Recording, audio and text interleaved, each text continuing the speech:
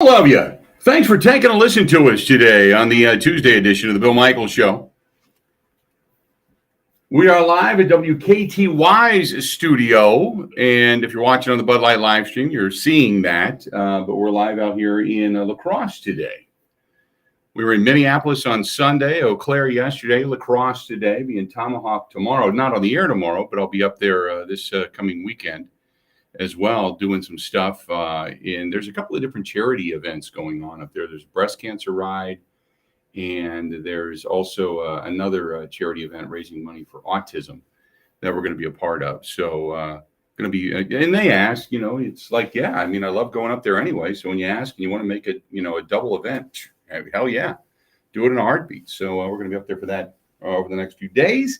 As the Tomahawk Fall Ride gets underway, we're going to be in Green Bay come Sunday, and then finally back, driving back home early on Monday morning after the night game on Sunday night.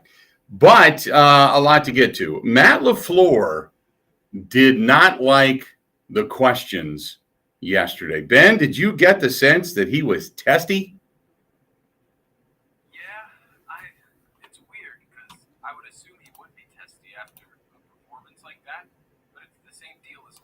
Yeah. I don't really know what to make of it. It was, we're going to hear Matt LaFleur coming up, but he was not happy in regards to almost like, don't talk to me about playing in the preseason.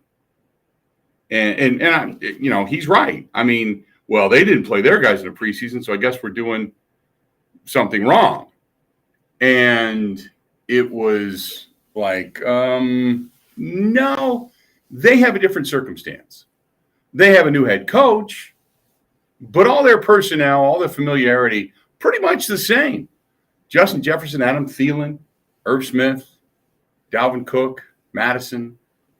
Yeah, they pretty, obviously Kirk Cousins. They had everybody. Everybody was pretty much the same. Nothing changed. They didn't lose Justin Jefferson and have to figure it out. They didn't bring in 3 rookie wide receivers and say, go ahead and figure it out. It was different. So I understand the basic technical comparison to say, yeah, you're not, we don't need to practice in the preseason because they didn't. We just did something wrong. But the circumstances, the detail is different. And he didn't like being questioned about that. And then the question about, look, Jair said he wants him. Give him to me. I'll take JJ all day long. Well, that'll screw up the whole premise of our defense. What is the philosophy of the defense? Just get torched until you get torched and you can't get torched anymore? That was Mike McCarthy in an NFC Championship game when Plaxico Burress was running all over your ass. And then they went, fourth quarter crap. Maybe we got to cover that guy. Oh, jeez. Too little, too late. Eli Manning walks away with a victory. So, we're not idiots.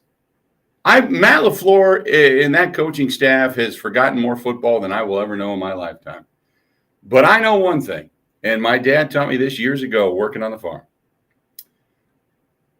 If you step in it because it's brown, it doesn't make it mud. And you can't ball it up, polish it, put perfume on it, paint it, make it look pretty because it's still a turd. And I know looking at that defense and that coverage on Justin Jefferson, that was a turd. I don't care how much you put perfume on it. I don't care if you talk philosophy. I don't care if you talk scheme. Your scheme sucked. And it's a legitimate question to say, why did you not do this? Well, sure, if you want to blow it all up, yeah, blow it up. You know why? Because what you did didn't work. I mean, it's insanity. It's week 1. I understand that, and I'm not jumping off the bridge on that. But the arrogance of that group of how dare you question us when 2 years in a row you get beat ugly, and it's like, well, don't worry about it. We're beyond reproach. We're 13 wins, guaranteed, no problem. You may be. You may be. Whatever you're going to do, I hope you get it fixed. I have a lot of faith in Matt LaFleur. He has got a tremendous track record. But there are certain instances when you look at this and you say, this is wrong. And we have the ability, we have the right, as a fan even. Fans saw it. People that called this show saw it. People that were watching on the Bud Light live stream saw it. They said, you know what? Yeah, pardon me for a minute. Let me put my chicken wings and my beer down. Hang on a second. What I'm looking at on the tube right now, yeah, that sucks. Oh, there's Justin Jefferson wide open again. Oh, he's matched up with a linebacker. Well, that's a mismatch. But I guess the scheme works, right? Wink. So, Ben, is that pretty much it? Is that it in a nutshell? Is my sarcasm dripping this morning? I think you're spot on. I mean, and people did good breakdowns on it. There were some things out there of just gaps in the secondary. Yeah. The coverage might be right, but it's undeniable that whatever the plan was to stop it just was the wrong one. Correct. And again, I'm over the top with the sarcasm at this point, but you don't need to be a rocket scientist to say, yeah, there's a problem there. So we'll see what they end up doing. I will say on the more serious side, I do have a ton of faith in the coaching staff. I do have a ton of faith in the player personnel. I do. I think the Packers are going to, I don't want to say going to be fine, because I've been very vocal this year about, I don't care a lot about the regular season. And I know to some of you that just burns you, but I just don't, because last year we cared a lot about the record. We cared a lot about getting the number one overall seed and getting the perfect scenario, the perfect circumstance to play at Lambeau Field. And it all fell into place. We've seen this happen a couple of times. I remember when the Giants, going back to that Plaxico Burress issue, I remember when the Giants knocked off the Cowboys, and I was sitting at home in my office because the Packers had a bye. Or the Packers had gotten a win. And had Dallas won, the Packers would have had to travel to Dallas. And instead, the Giants won, which meant the Giants were coming to Lambeau. And we knew the weather. We knew it was going to be cold. We knew it was going to be just, Green Bay weather. And I remember sitting in my office at home at the time, and this was two houses ago. And I had a friend of mine I was on the phone with when I was watching the game. And we kind of chat during NFL games anyway. And I said, oh, this is it. Packers are going to the Super Bowl. And he was already congratulating me. Oh, man, it's going to be great. It's going to be a tremendous experience. You're going to love it, on and on and on. And that was the perfect scenario. And it turned out not to be, obviously. That was Brett Favre's last game as a Packer. And then this past year, I watched it again. It all unfolded. It was right there. All you had to do was take it. And we saw a horrific scheme on special teams. We saw a coaching staff out-coach another coaching staff because they said, look, I don't know if we can beat you just in the track meet. But what we can do is get after your quarterback, make him uncomfortable, and then we're going to beat you in some way, shape, or form with special teams. And that's exactly what they did. Their last straw was, we've got special teams. We can beat you there. And they took advantage of that. And twice the Packers had been outcoached. And this whole mishmash with the offensive line, I saw the Pro Football Focus rating that everybody was kind of bringing up today on Twitter about Jake Hansen saying one of the better graded out run blockers. Well, that's fine. But for a throwing team, that's not good. You can run block your ass off, but if it's not going to be used consistently, specifically in a game in which you're down by so much in the second half that you're forced to throw the ball, you got to start throwing it to create something. And the pass rush was just, it was coming from everywhere. It was coming from the edge. It was coming up the gut. Who cares about the run game at that point? Because your pass blocking was horrific. So the miss, and to put Zach Tomlin at the end, and again, we'll wait and see what he ends up developing into, but he had a decent game and looked good. And I went back and watched him. I didn't see really overt missed assignments or such, but Then they bring up Caleb Jones today, by the way. Caleb Jones, big mountain of a human being. Caleb Jones has been elevated from the practice squad. But I just think that there's some tinkering that has to go on. And to me, when you have a sieve in the trenches, you're in trouble. And that's where you need to make the adjustments first. And I think they waited too long to put in Zach Tom. And I also think that that they waited way too long to make an adjustment for Justin Jefferson. They stuck to their plan. They stuck to their philosophy almost to a fault, and it killed them. And now you get a chance to go back. It's a learning moment. You look at all the film, you see where the breakdowns were, and you now make your adjustments. You have a team coming in that, for all intents and purposes, you should be.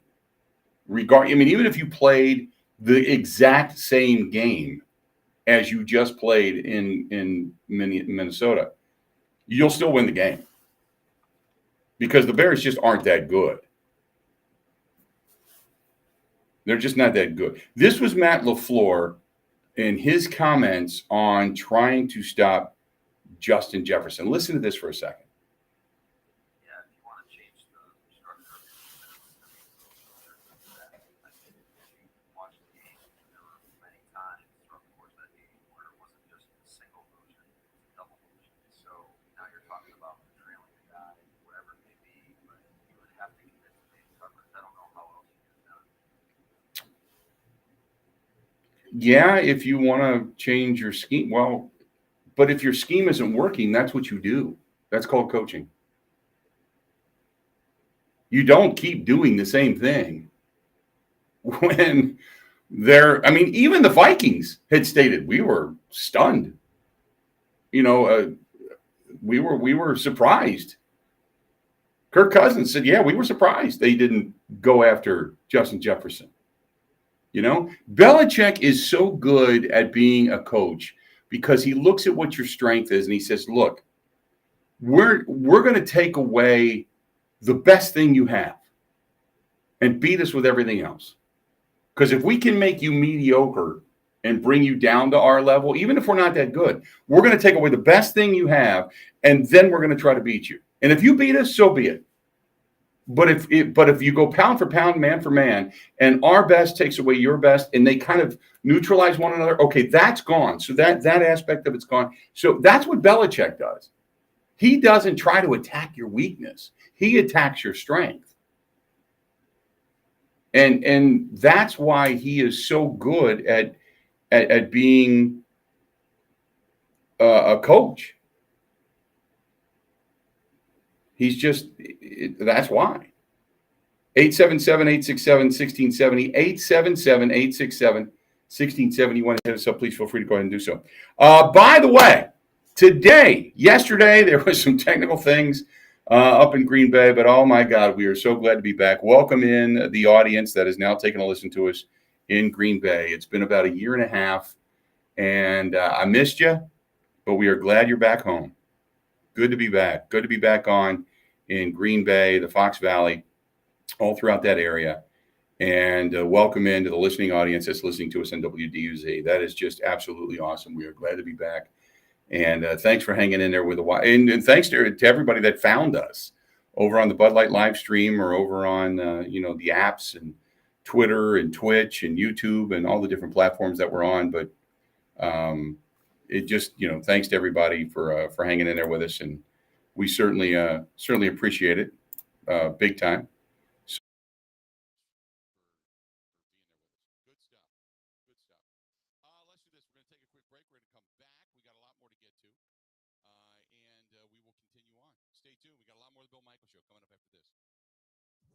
Covering Wisconsin sports like a blanket, this is the Bill Michaels Show on the Wisconsin Sports Zone Radio Network. Are you a gold breaker? Play your favorite games at Potawatomi Sunday afternoon. Prizes. Break the code. Win the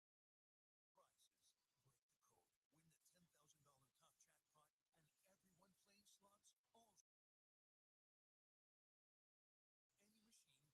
Do you have the golden at Potawatomi? Visit casebank.com/goldbreaker for more.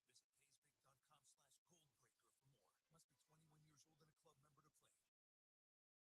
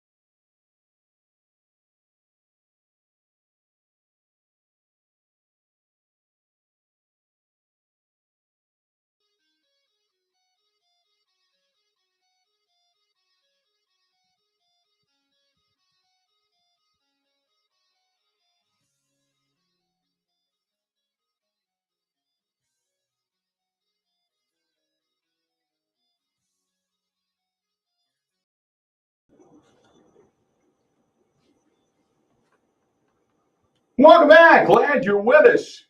Certainly appreciate it. Thanks so much. Hanging out. This portion of the program brought to you by our friends at Bud Light, the official beer sponsor of the Bill Michaels Sports Talk Network. And the Packers kind of regrouping. Now they have got Today off, and they're back at it again tomorrow. And we shall see what adjustments they make. Caleb Jones, though, we did mention, coming up to the practice squad, or coming up from the practice squad. So we'll hear a little bit more about that coming up here in a little bit. In the meantime, Ian Rappaport was on the Pat McAfee show, had a little information regarding the two big tackles for the Green Bay Packers. Take a listen. I'm not sure about Sunday night against the Bears. So everyone thought everyone wants to play all the time. Pretty late one. And it gets to they want to be sure that he's ready. They want to be sure that he's healthy. I would be surprised if most of those guys next week as well. And that's what Reed had to start with in the rotation. And I think if they're fully ready to play when they play, they have to go get out those things that happen.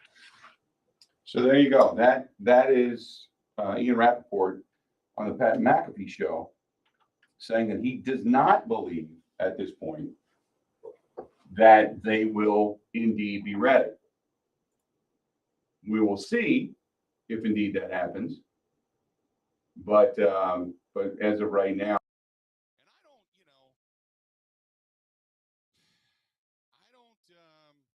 and I might not disagree. I mean, I know a lot of people want to see them come back, like right now. But I don't know if I would disagree if they're not. The big thing about is that if they're not sure of your ability to return, they don't screw around. You're not coming back. I mean, Doc McKenzie has always been a guy that has erred on the side of caution, for lack of a better term. So if they're not positive that you have that capability to come back, you're 100% strong and such, then it wouldn't shock me if they hold them out at least another week, and that would then be the Tampa Bay game that they then would return. 877-867-1670, 877-867-1670 if you want to hit us up. By all means, do so. Again, 877-867-1670. And you can give us a buzz there. Hit us up on the Bud Light live stream as well if you choose to do so. I know the live stream's having some technical issues, and not much we can do about it at this point. So we'll just have to kind of bear with it throughout the rest of the day. But that being said, this is from Mark. Mark said, the defense was pathetic. Does LaFleur think it was just going to get better just because? I don't understand the logic. And that's why when you play that, he's not going to come out and go, you know what, we screwed up. I mean, some coaches do. But he's not going to just come out and go, oh, by the way, we messed up big time there. Not a good way to go. So, I mean, obviously they're going to – and plus, let's be honest, the way – they are pretty much like Red China, where they're not going to give away any secrets. It's not like he's going to come out and go, you know what, the next time we play those guys, it is going to be Jair all day long. Why would you come out and say that as well, right? So I think you just wait. You wait and see what they're going to end up doing. See what they're going to end up doing, and you're not even going to have to worry about that for a few weeks. Now, Godwin is solid for Tampa Bay. He's another good receiver, and they've got a couple of them down there. So I think you got to kind of pick your poison, but they don't have anything like Justin Jefferson. You don't have to worry about that for a while now when you talk about these key components. 877-867-1670, 877-867-1670. Let's go to the phone calls. Let's go to Michael, listening to us in Madison. Michael, how you doing, buddy? What's going on? I'm doing well today. What's on your mind? I think little for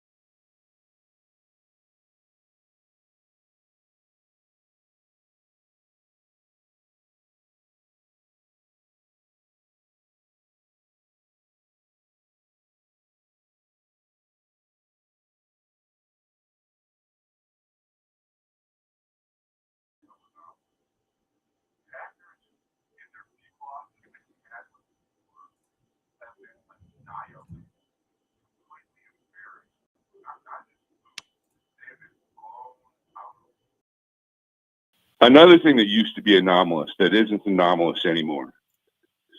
The first game after a bye, opening game of the season. This team has any rest at all. It seems like they come out flat prepared. And another thing that is not so enough, Matt LaFleur's record against coaches that he coached with previously. He's getting his butt handed to him by Shanahan. He's getting his butt handed to him by McVay. I mean, if you look at his record against other coaches that he coached with, it seems like every coach he coached with picked up little tendencies and inclinations from him to use against him. But what, did he not pick up any inclinations or any tendencies of these other coaches? Because I'm waiting to see when Matt LaFleur actually gets the hand up on somebody that he used to coach with. It hasn't happened yet. Right. Yeah, it's Shanahan. He's what has he beaten once? I think they've beaten them once. Yeah, I think they've beaten them once. And then guys, as you had mentioned, that have come out of that system, out of that tree, that have McVay and Shanahan and such, that they have that. And don't forget, I mean, that was an offense that we saw, a kind of a hybrid that won the Super Bowl. As he came over from McVay's offense, brought that whole offense with him, and then implemented it, which I think is going to make Kirk Cousins an even better quarterback. And I know that's painful to say, but I think it will, because it puts a lot of things in motion. It gives him a lot of cues. And remember, Zimmer was a defensive-minded guy. He was a guy trying to be an offensive coach, trying to be this offensive mind, but he was more of a defensive-minded coach. Not that, you're wrong in that assessment, but, in that thought, but he was not paying the detailed attention to the offense, more so to the defense. And the defense was faltering year after year after year. It seemed like it eroded away as personnel were being let go. And Kirk Cousins was kind of left to figure things out for himself. I think it's going to be a lot better in offense in Minnesota now that they've actually got a head coach that's an offensive-minded head coach.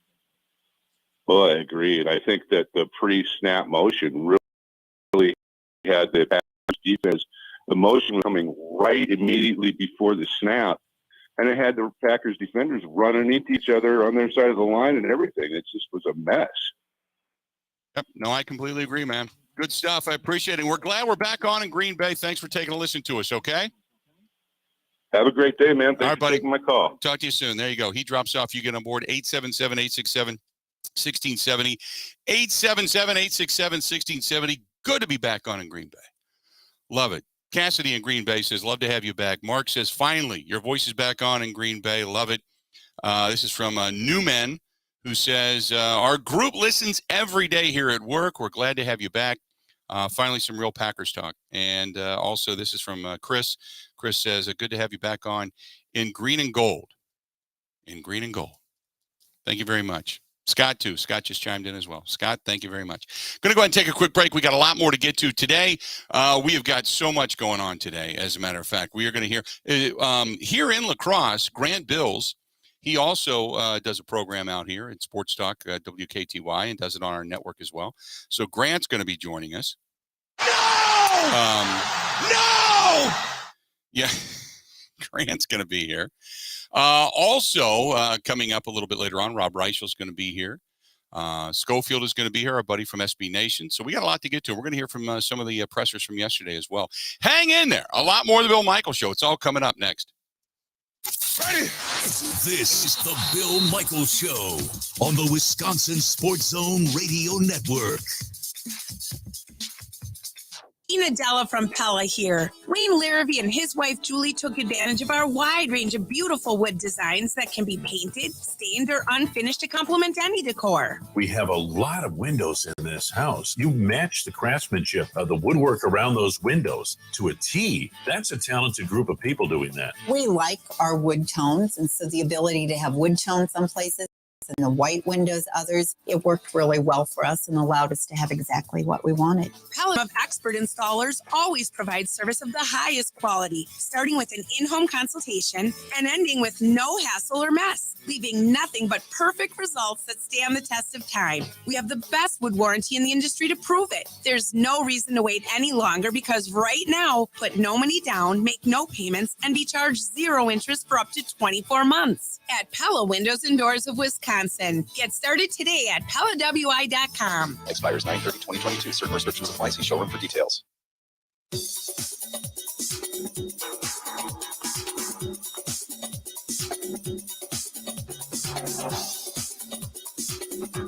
Bill Michaels will resume in 5 minutes.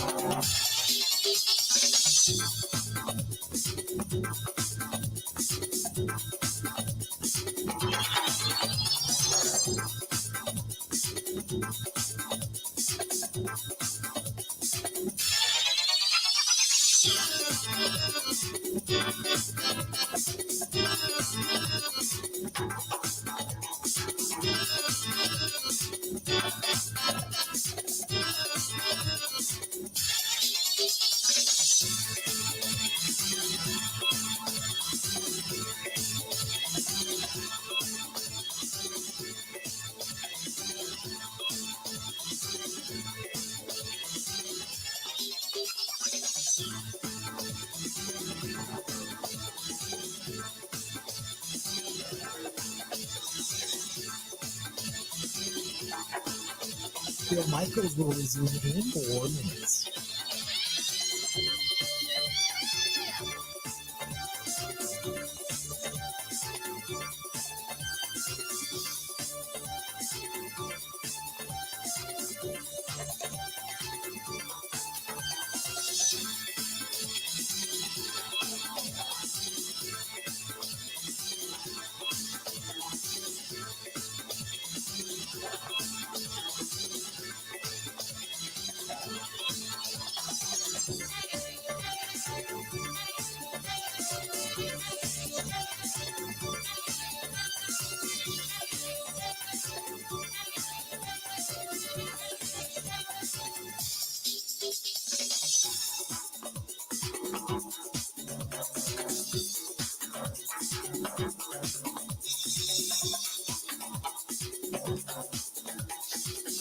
Bill Michaels will resume in 3 minutes.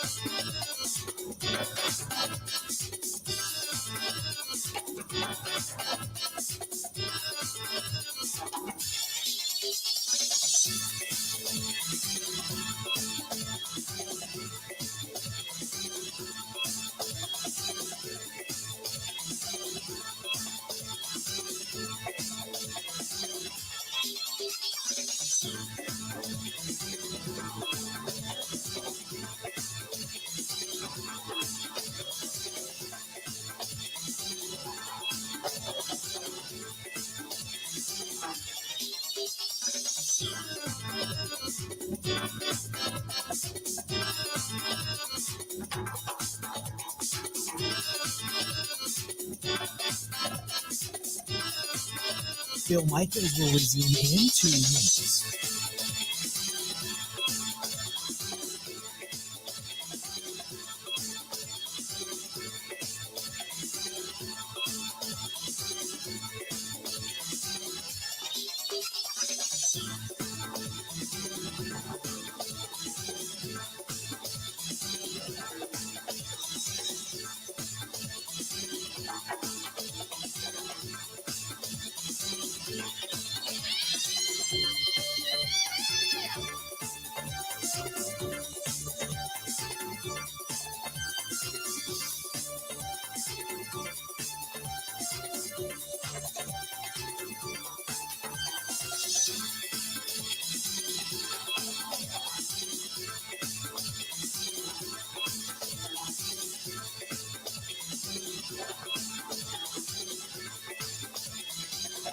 Bill Michaels will resume in 1 minute.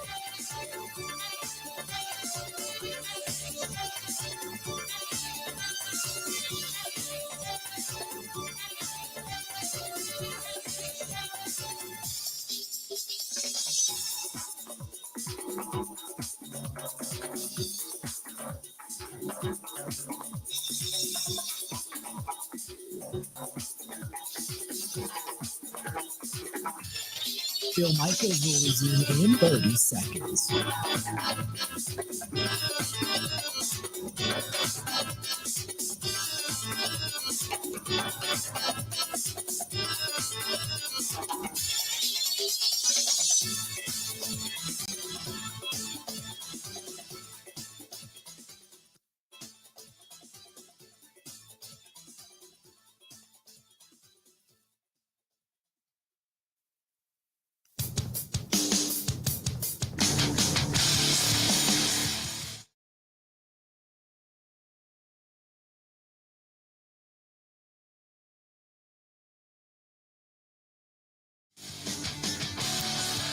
Welcome back. Glad to have you. The one thing when we talk about the adjustments, and David over on the Bud Light live stream brings up a really good point. He said, look, they did make an adjustment. Justin Jefferson didn't do a lot in the second half. You were correct, but they ran the ball a lot in the second half. They ran it more in the second half because they were salting the game away. And that's when they started opening it up to other guys, too. Don't forget. But they had 13 carries in the first half, 15 carries in the second half of rushing the football. And that's when they suddenly got Adam Thielen and Dalvin Cook out of the backfield, KJ Osborne a little more involved in the second half. So you're correct. Absolutely. They did make an adjustment. It was too little too late because by then, I think in the first half alone, Justin Jefferson had 158 yards. So you can talk about, quote, halftime adjustments, but at that point in time, the dynamic of the game had changed as well, don't forget. 877-867-1670, 877-867-1670. It seems like everything's back and working and doing all that kind of proper stuff over there on the Bud Light live stream, so good to have all that back and fixed, and thanks to the engineers out here at WKTY. This is from Mac. Mac says, I hope that Matt LaFleur has a better game plan against the Bears. It would be awful to start off 0-2 and to lose 2 divisional games right away. Let's go back. Let's back up for a second. I had picked the Bears to get beat, but I had picked the Packers to get beat. So, 1-1, we'll say. I did not think the Packers would win that game up in Minneapolis. And here's the reason why. New head coach, new pep in your step, new offense, the same familiarity when it came to the offensive unit and the weaponry they had. When you got Justin Jefferson and you get Darisaw back, your big left tackle, he comes back. Obviously Ingram, Big Ed Ingram. You got Adam Thielen, Jalen Reagor. They made the trade for KJ Osborne. They still have Dalvin Cook, Alexander Madison. You still have the familiarity with Kirk Cousins. You just look at all of that and say, it's the same group of guys. They're just learning a different playbook and a hybrid type of system. So, and a system that is better. So I thought offensively speaking, they were set. Okay. And I was really anxious to see this much talked about Packers defense do a job against them. And I was a little bit, and again, I go back to the fact that even the Vikings were shocked the Packers didn't play man up on Justin Jefferson, okay? So that being said, then you've got a healthy Danielle Hunter. You've got a healthy Zadarius Smith, who is just at that point salivating to get after the Green Bay Packers. They're still good in the middle. Harrison Phillips is solid at the nose tackle position. Dalvin Tomlinson, really, really good as well. They got better in the secondary. I'm not going to say they're great, but you still have Eric Kendricks. You still have Jordan Hicks. I had mentioned Zadarius, the addition of Zadarius. They added Shannon Sullivan, who is also, don't forget, you may say, wow, Shannon Sullivan, come on. But he's a guy that has gone up against this Packers offense, up against this Matt LaFleur offense for a few years in Green Bay. So he knows some of the nuances as well. Between him and Zadarius, that's a lot of intel. And they're both solid players. Zadarius better, obviously, but they're both solid players. So I thought, this is going to be a tough game. This is not going to be an easy matchup. And I thought it would be closer, but I thought and plus the production of and the sound and the crowd and the energy and opening day. And I just thought this is kind of the Vikings Super Bowl, and they put everything they had into that game. So now we'll see what the rest of the season holds. They got off, and they got the momentum going, and they got the ball rolling in the right direction. So now we'll see what the Packers do. And the Packers go back to last year. They started out slow. They, again, what I said yesterday, I think rings really true. There was a lot of reasons why you could see this coming. And I'll start with the leadership of Aaron Rodgers specifically. He didn't want to come to OTAs. He didn't want to come to the mini camp. The mandatory he showed up for, but remember, he said, I don't need to be there. Cobby will coach them up. I don't like joint practices. I don't want to play in the preseason. There's a lot of I don't want to do this. I don't want to do that. I don't want. And these are all things he used to do. So, and I agree. Aaron Rodgers is an unbelievably brilliant football player. He is probably one of the smartest guys to ever take a snap under center. He is the matrix going to the line of scrimmage. But there is a chemistry, there is a familiarity, there is a coachability that he has that no one else has, because it starts with the snap of the football to put it in the MVP's hands. There's a level of expectation. There's a level of relationship. There's a level of need, of want, of intuit that has to go into all of that. That starts from day one, shaking a hand, eating lunch with a guy, going to dinner with a guy, talking to guys in rooms, talking to guys, however it is, relationships are built that they do it that way. It takes time.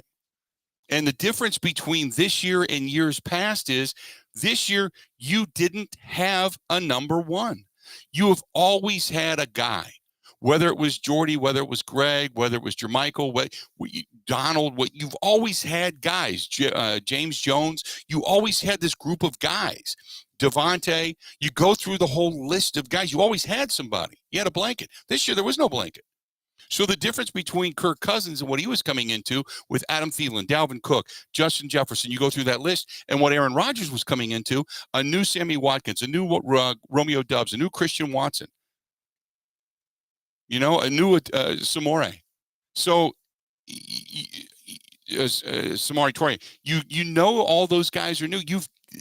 It's different. It's just different.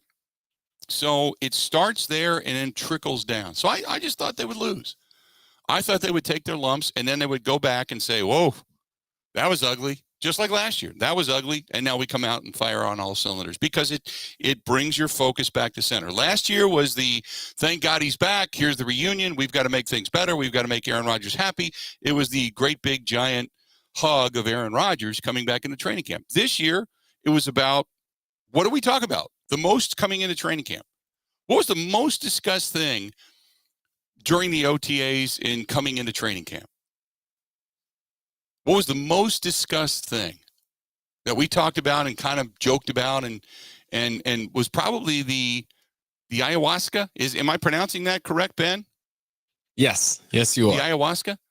That's what we talked about the most.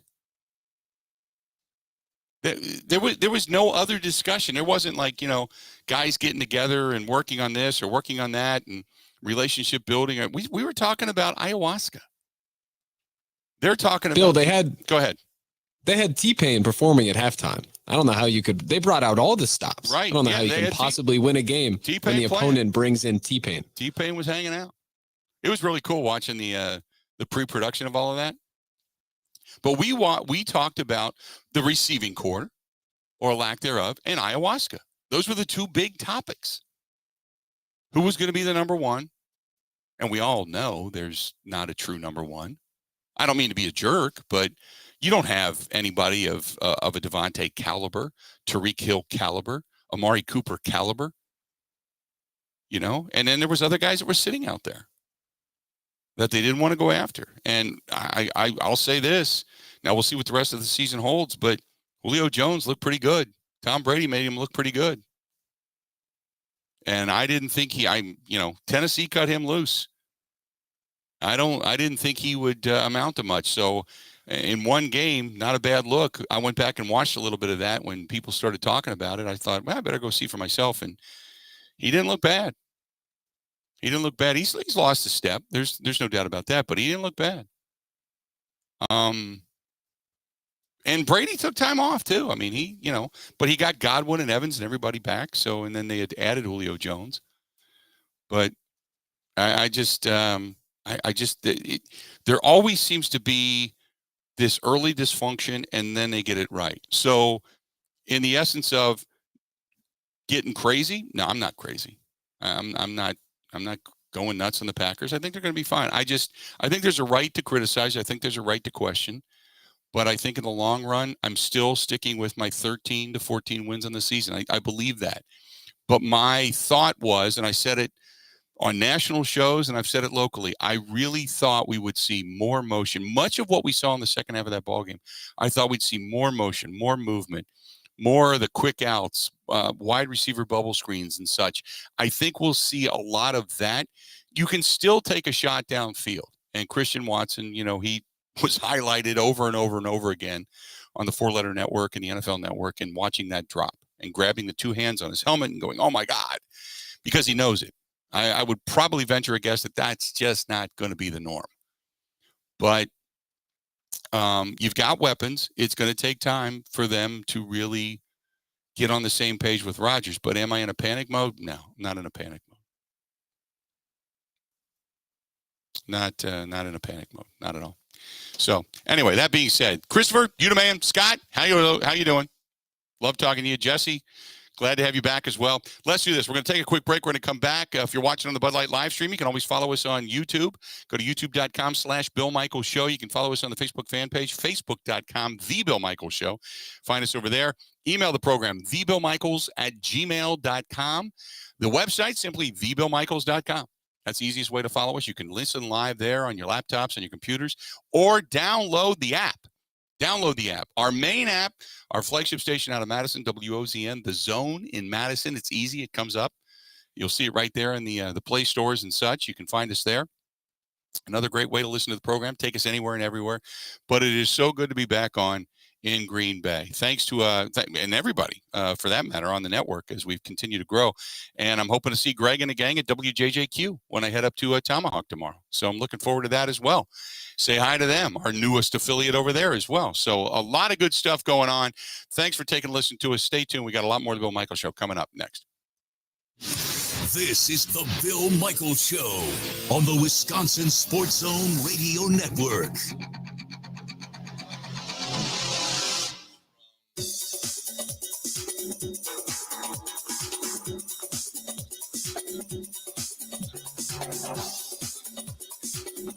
Bill Michaels will resume in 3 minutes.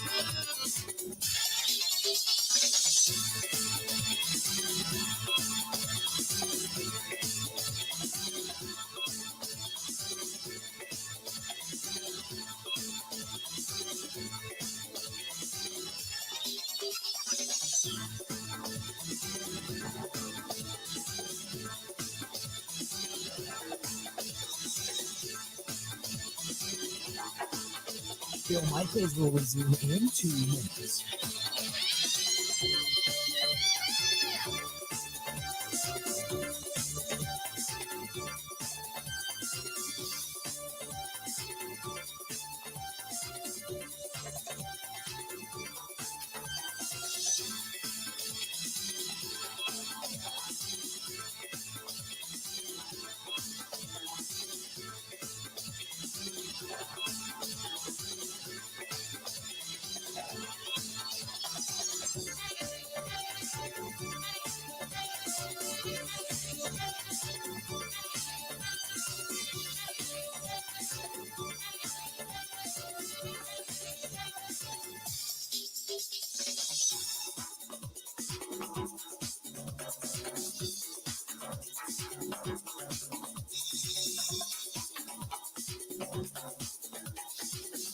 Bill Michaels will resume in 1 minute.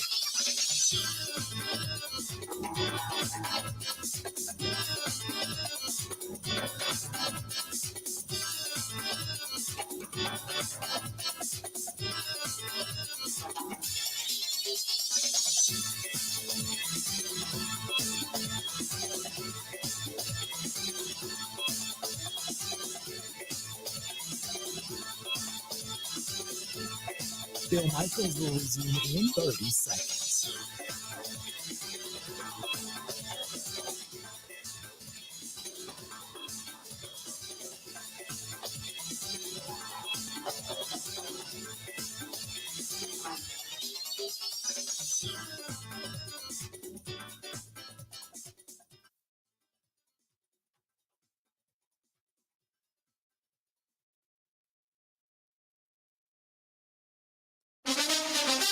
Now, here's Mike Clemens. The Packers review the film of their 23-7 loss to the Vikings. Was Minnesota able to dominate the Packers offense with those 4 quarterback sacks, a forced fumble, and an interception? Packers rookie receiver Romeo Doubs. I mean, if you say so, then yes. Again, we was just trying to figure out ways to bounce back and just be able to, be the dynamic offense that we are. But, some things just won't go the way how you expect them. So it's just, again, that's the point of progression on my end, and just being a player, being a person, and just stacking days moving forward. Dobbs actually led the Packers receivers with 4 catches for 37 yards and was asked what was the message after the game from the coaches and the veteran players. The biggest message we got from this was just, we got 17 weeks of football. I personally feel that this team is probably one of the better teams that I've, saw on TV or been around. So, again, it's just being able to progress and, stack days, just moving forward. It gets repetitive every time. So, Packers head coach Matt LaFleur. I would say that we didn't play our best. That's how because I think our guys did show up. We just didn't execute. And all you got to do is look at the end of the game, how our guys were still competing, and playing hard. And so that to me is encouraging. So there's a lot we got to clean up, obviously. And it starts with how we go out there and practice. That's Matt LaFleur. In Green Bay, I'm Mike Clemens on the Bill Michaels Show.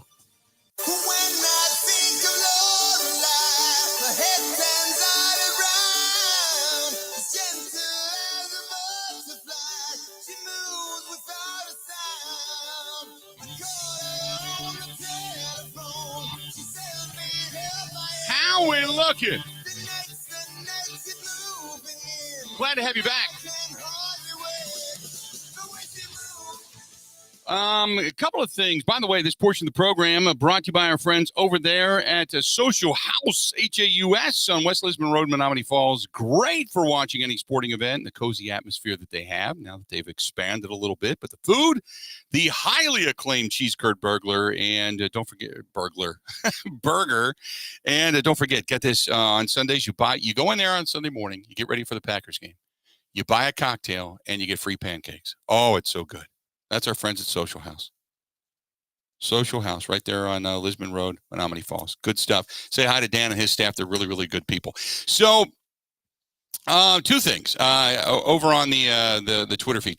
Badger Base says 7 first-rounders in the Packers defense, yet they still stink. No doubt LaFleur is privately questioning the hiring of Joe Barry, given his horrible resume. No. Remember last year, they gave up in week 1 38 points to the Saints. I mean, got drilled. Drilled, right? After that, they were a pretty good defense. They weren't the best scoring defense in the league, but they ended up in top 12, top 10 in a lot of statistics. So to say after this one game, Joe Barry sucks and he's out, it's his track record. No, you can't do that. You can't do that. Now, if it continues, then you can begin to question it. But no, you can't do that. I don't. That's too convenient of an excuse. You got to let it play out. You got to wait and see what happens. I still think, and again, you talk about drafting defensive players. You got to let them you got to let him mature. You know, Rashawn Gary wasn't all that his first year. He has proven me wrong, man. He has become pretty much a stud. You know, obviously you'd like to see him and Preston Smith more involved in the backfield, but they did a pretty good job. The offensive line has been somewhat shored up by the Minnesota Vikings. So give them some credit. The Vikings played pretty well. Kaminsky SZN, Frank the Tank says, it's all well and good to say that beating the Packers is the Vikings Super Bowl, but it's a lot more meaning when you've proven that you're the better team. Pride goeth before the fall, and I think it's far too early in the season to dismiss a team like that.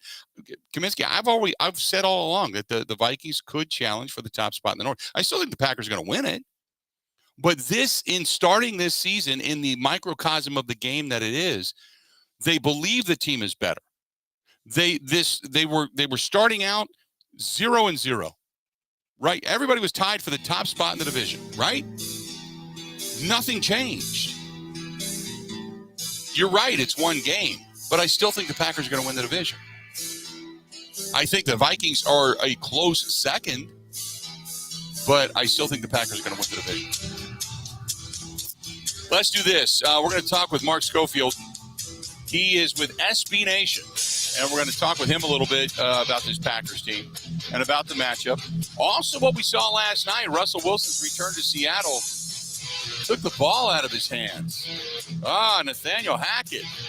Would you have taken the ball out of the hands of Aaron Rodgers and given it to a field goal kicker who, while he's okay from that range, he's only made 22% of his kicks? From 55 to 60? I don't know if I'd have done that. Talk a little bit about that and so much more. Also, Jerry Jones with craziness. Go figure, right? But Jerry Jones with craziness. More of the Bill Michaels Show next.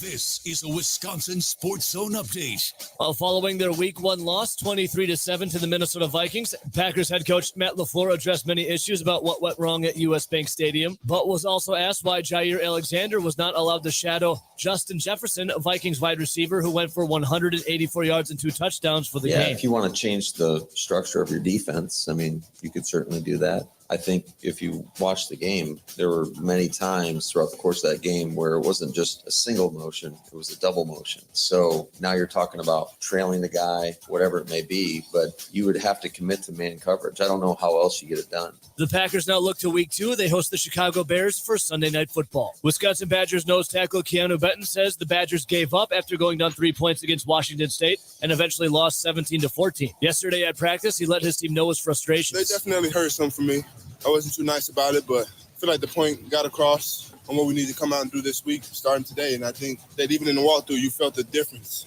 And you feel that guys are actually taking into consideration what I said. The Badgers host New Mexico State on Saturday for a 2:30 kickoff. Rural Mutual Insurance, keeping Wisconsin strong. All business owners want the same thing, to make their business succeed. At Rural Mutual, they help that happen. As the 3rd largest writer of commercial business in Wisconsin, they take the time to learn your business so they can properly protect you. Call your local agent today or visit ruralmutual.com. Rural Mutual Insurance, keeping Wisconsin strong. Yesterday, the Milwaukee Brewers head off. They're now in St. Louis to take on the Cardinals for a 6:45 pitch tonight. They currently trail St. Louis by 8 games for first place in the NL Central and are 2 games back of the Padres for the final wildcard spot. For the Wisconsin Sports Zone Network, I'm Ebo.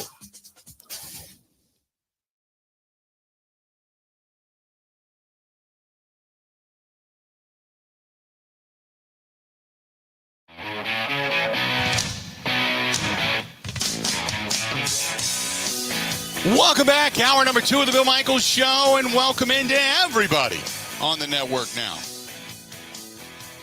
Glad to have you. From Tomahawk to Platteville, Green Bay, Menominee, Marinette, Shawano, Clintonville, Milwaukee, Madison, Eau Claire, right here in La Crosse, which is where I'm broadcasting from today at 96.7 FM, WKTY.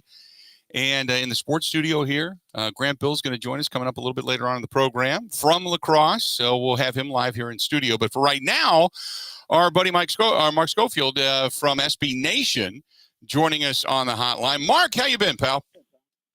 I'm doing well, Bill. Great to be back with you today. So let's start off with the assessment in your eyes of the Green Bay Packers taking on the Minnesota Vikings and the ugliness that was. Well, first I have to tip a hat in your direction because I was on late last week saying, hey, until I see it from Minnesota, I'm not buying in. I think Green Bay is going to win this game. And you pushed back saying you kind of like Minnesota in this one. And you were right. I mean, I think a couple of things stand out. One, when the Packers have the football, there were some struggles in protecting Aaron Rodgers, who was under pressure early and often that game. You had the drop from Watson, and, that's been a storyline, pretty much all off season, how Rodgers was going to get on the same page with these young wide receivers, was going to take some time to build some chemistry, and a drop after a great route to work himself open, probably not the start you wanted to see. Then on the defensive side of the ball, somebody got to cover Justin Jefferson at this point. Seeing him run wide open against some zone coverage looks, you wonder what happened there, what led to some of those breakdowns and big plays from the Packers offense. But, the Vikings offense. But as I said here at the outset, it was a bit of a surprise to me, not what I expected, but certainly one of the results we saw this week that probably raised some eyebrows.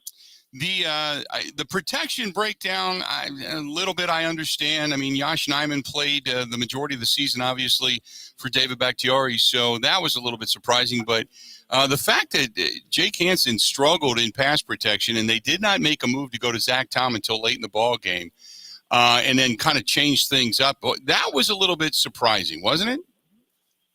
It was surprising. I mean, you'd think, a little bit earlier, some adjustments, some personnel changes, maybe, getting some help for those guys in protection would have been what they would have done. It seemed like it took a while for that to materialize. We sometimes see this in week one, though. Week one can sometimes be a little bit of fool's gold where, teams go in with a game plan, but you're not quite sure how it's all going to come together. And it takes a little bit for those adjustments to make sense of it materialize. And, obviously, Coach LaFleur and others, they'll learn from what they saw on Sunday and evaluate things going forward. But, it could have, these adjustments, these personnel changes, they probably could have happened a little bit sooner in that game. Maybe it would have changed the result, maybe not. But you'd expect to see something different going forward. So I want to talk about some of the other games that were on the docket because there were some interesting games. First of all, what we saw in Cincinnati and the Pittsburgh Steelers, Joe Burrow throwing 4 picks. Then they turned the ball over another time, 5 turnovers.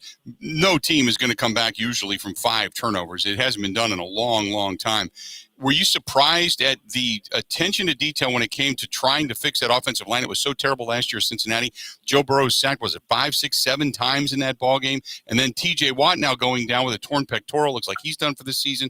A lot of things going on there for the defending AFC champions.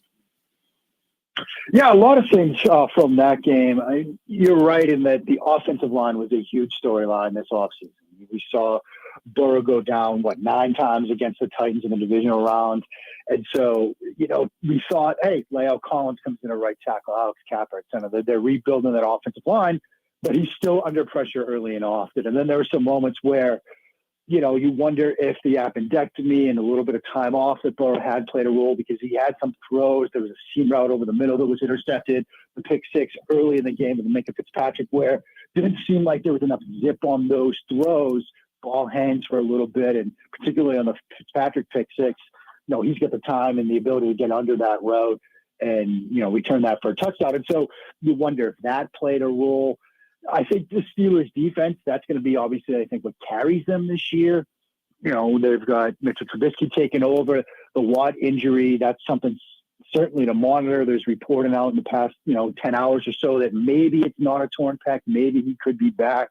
And so that's something certainly to monitor. But again, week one, right? We've spent all summer thinking, the Bengals have rebuilt their offensive line. They're going to be able to protect Burrow. And what happens? He's under pressure. They have all these turnovers. And week one doesn't go the way we thought it would. The other side note to injuries, Jerry Jones says today that they will not put Dak Prescott on the injury list or on the IR because they believe he can come back in 4 weeks with a busted up, surgically repaired thumb. Is Jerry like taken some kind of drug that's euphoric that maybe we all need to know about, or maybe he's taken the advice of Aaron Rodgers and getting the teabag thing over on the beach where he feels 100 hands on him for love? What is Jerry thinking? I mean, that's an extremely optimistic viewpoint because, the hours after that injury, the initial reaction, the initial thought was, this is 6 to 8 weeks. This is going to be, a longer period. The Dak Prescott is going to be out. They're going to have to make a move. They're going to have to add, a Gardner Minshew or Jimmy Garoppolo, a Tyrod Taylor. We've heard all those names bandied about. This is a rather optimistic viewpoint. Now, maybe he's right. Maybe he's going to go down the Russell Wilson rehab where Wilson had the fractured thumb last year and rehab 20 hours a day somehow with, a massage and glove and things like that to get him back to where he was. But let's not forget, when Wilson came back, he wasn't 100% right away. It showed he was missing on throws, and you could point to his fractured thumb as a reason for that. They might try to get Dak Prescott back. They might try to stay afloat for 3 to 4 weeks here with Cooper Rush, get Prescott back as soon as possible, and try to right the ship with him. But if he's not 100%, how good of a move is that? Because remember, last year, Dak had the calf strain, and then he had that loss to the Raiders on Thanksgiving Day, where he certainly could not drive off that right foot and finish throws. He was losing velocity as a result. Jerry might, be very optimistic in that they're going to get Dak back earlier rather than later, but that still might not be the best move for Dallas if he's not close to 100% as it impacts how he throws the football. There's so many intriguing stories coming out of week one. The Bears in that just absolute downpour, getting the win and upsetting the 49ers. Justin Herbert looked like he just matured over the offseason, and they get a win over the Raiders. Kansas City, they lose Tyreek Hill. They still have some weapons. They pick up a couple of guys like MVS from the Packers, and they just dismantle 5 touchdown passes for Patrick Mahomes, dismantle the Cardinals, who just paid their quarterback. And then obviously last night, the Seahawks, they ended up knocking off the Broncos. They take the ball out of the hands of Russell Wilson to give it to their kicker, misses the kick, game ends, they lose by a point. What was the most intriguing storyline this weekend for you that you really kind of focused on and said, wow, that one was really something that I want to grasp onto and pay attention to? Yeah, I mean, I think the Kansas City offense with Patrick Mahomes, you mentioned Tyreek Hill now down in Miami. There are a lot of questions about how they would manufacture offense. Would they be able to create explosive plays in the passing game? How are they going to put points on the board with one of their best weapons not wearing a different uniform? And look, I think we've gone down this path over the past couple of years of perhaps, grading Patrick Mahomes on a different scale, because he is still one of, if not the best talent at the position right now. And the way he throws the football, the way he can break defenses down, not just with his arm, but with his mind. I mean, he had a throw on a crossing route, Travis Kelce, where Kelsey's working right to left, and he's going to get it over 2 defenders and drop it in before the 2 deep safeties. And he just puts it in an absolute perfect spot.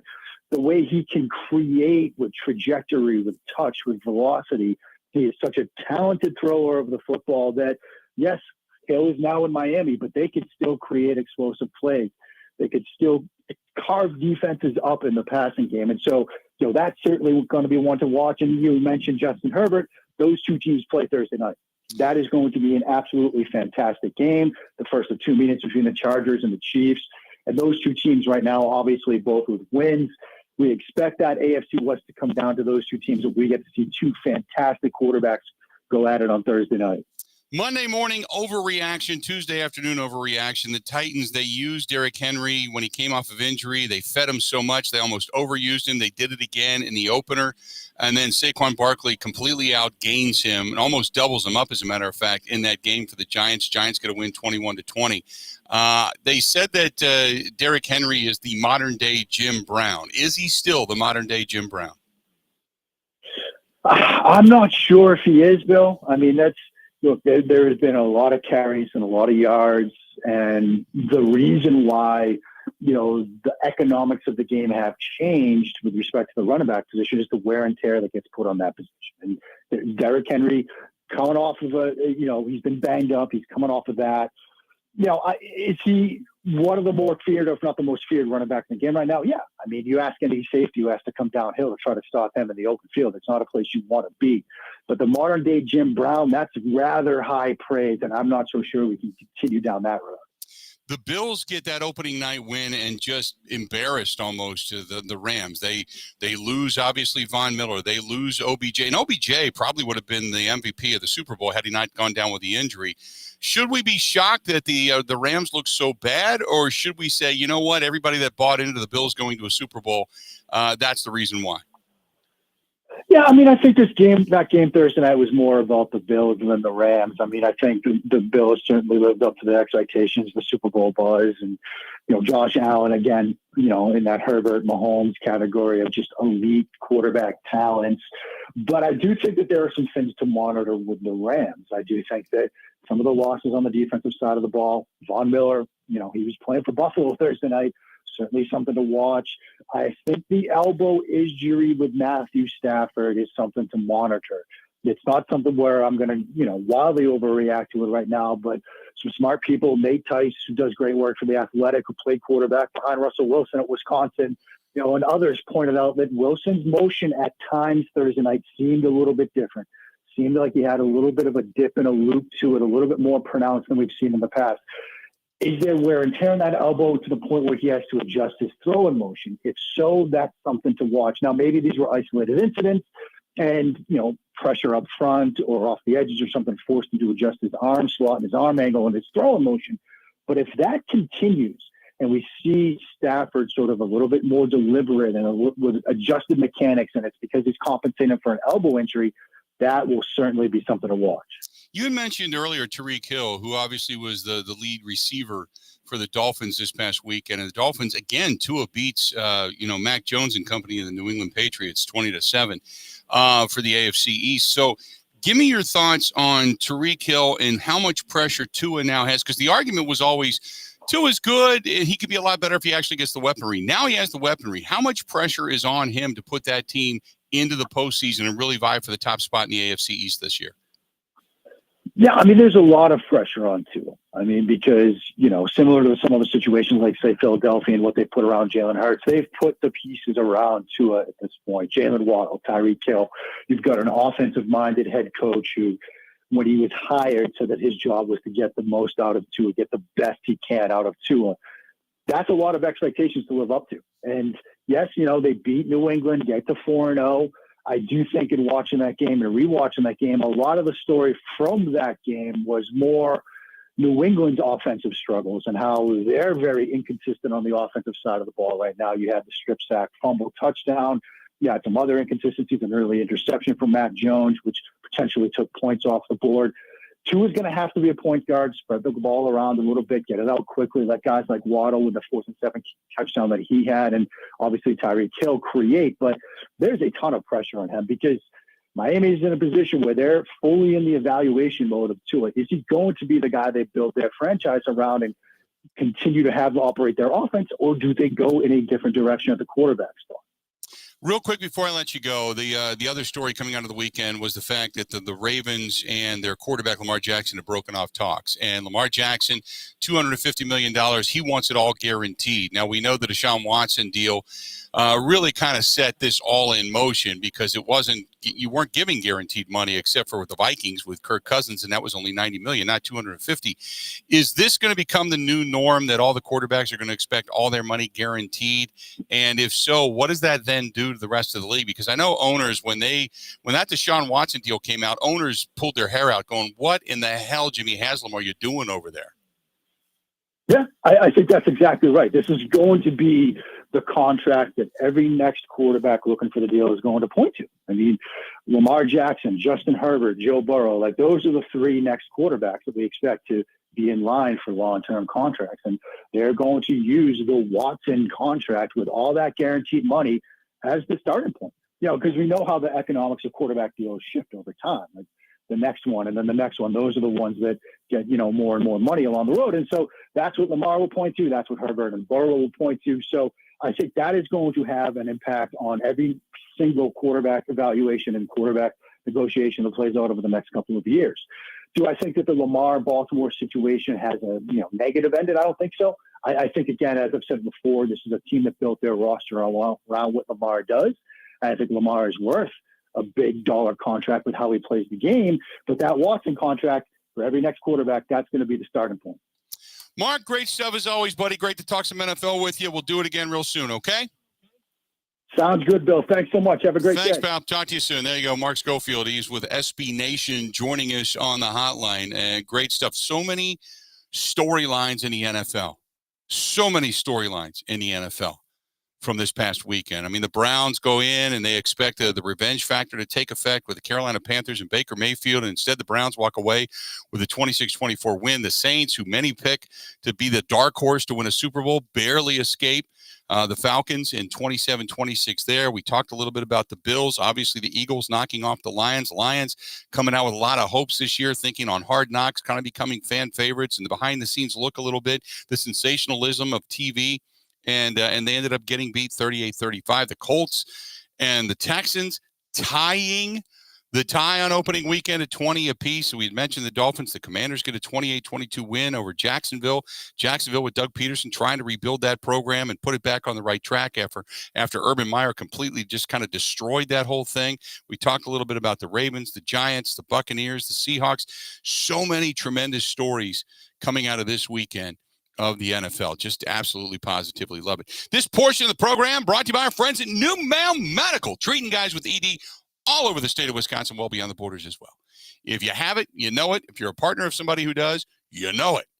I'm telling you, give them a call, 414-455-4451. They can help.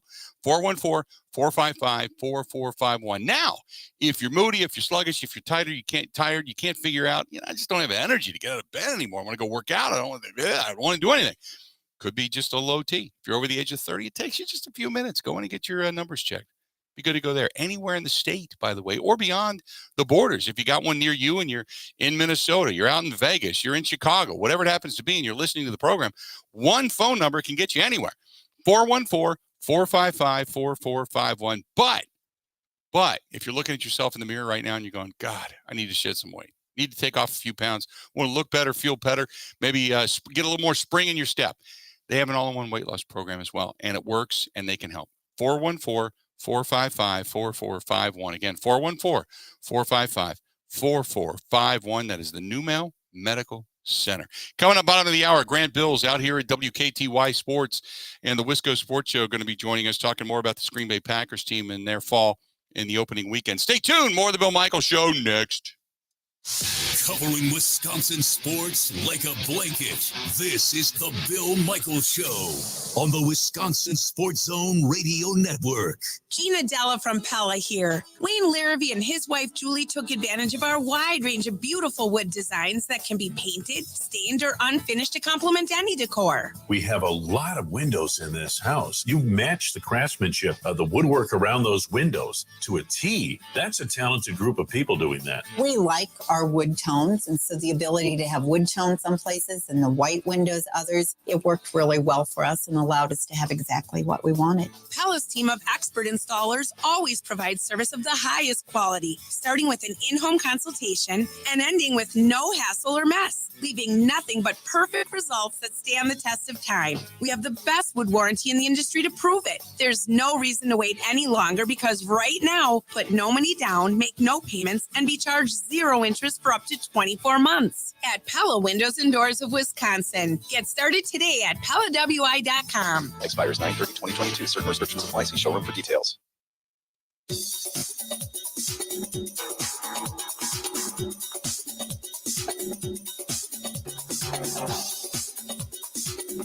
Bill Michaels will resume in 3 minutes.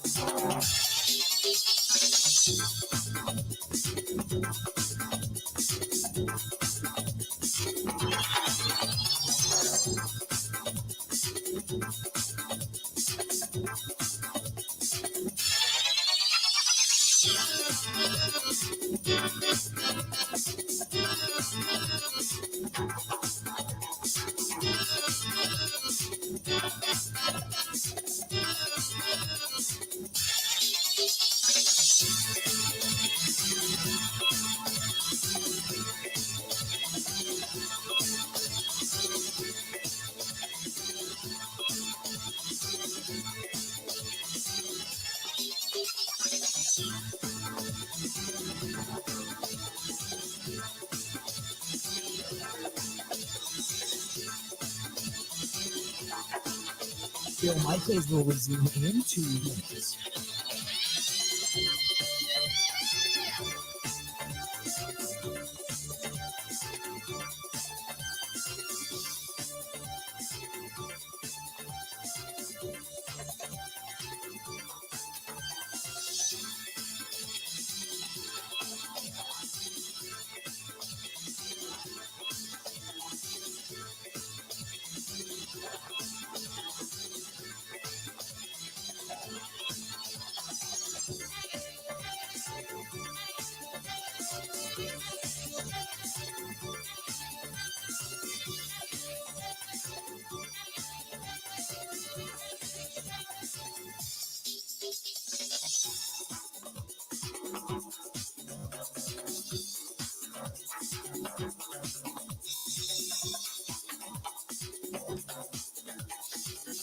Phil Michaels will resume in 1 minute.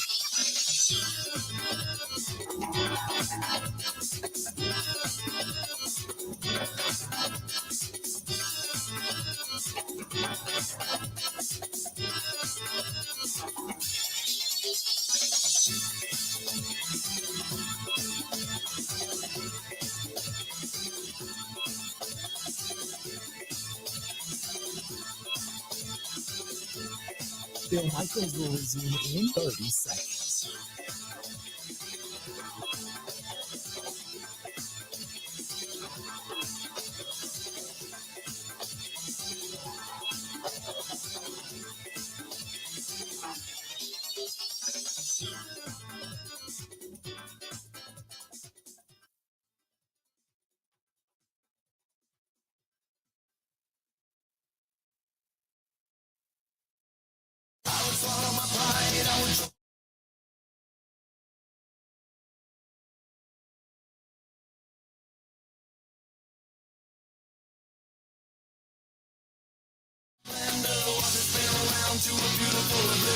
Glad to have you back.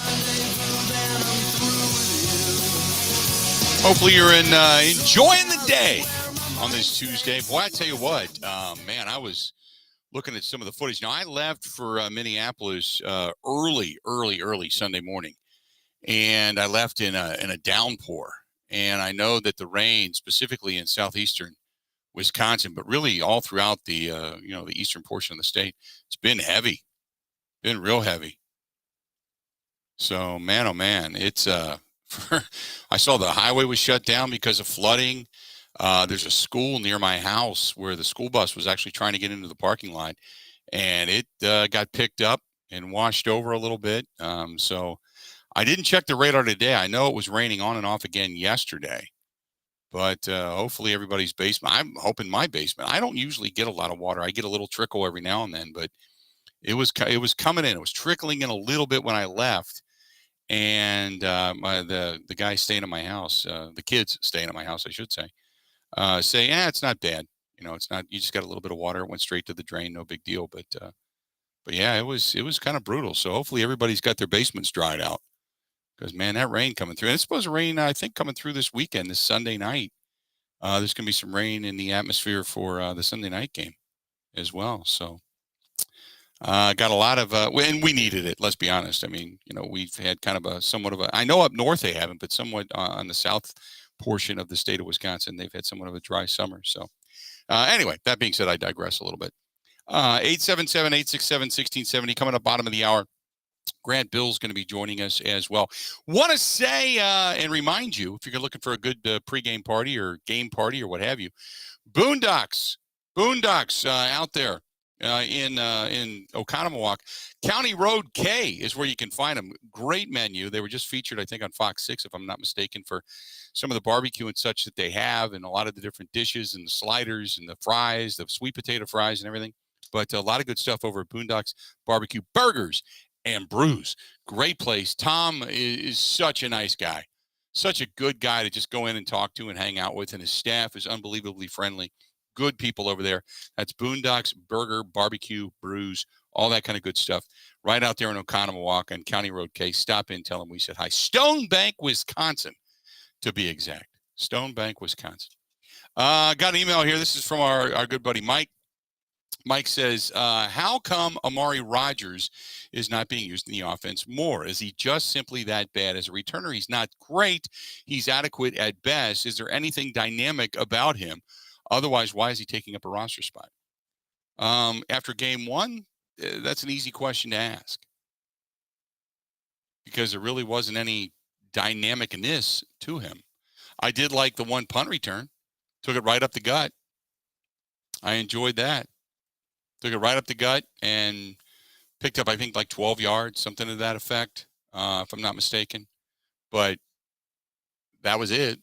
Fair caught 4 of them, I think. But yeah, when it comes to the offense, there was nothing real dynamic there. He had the one carry that got stuck and stopped, and that was, I think, negative yardage, if I'm not mistaken. But there was nothing else. They didn't use him as a wideout. He's more of a slot guy.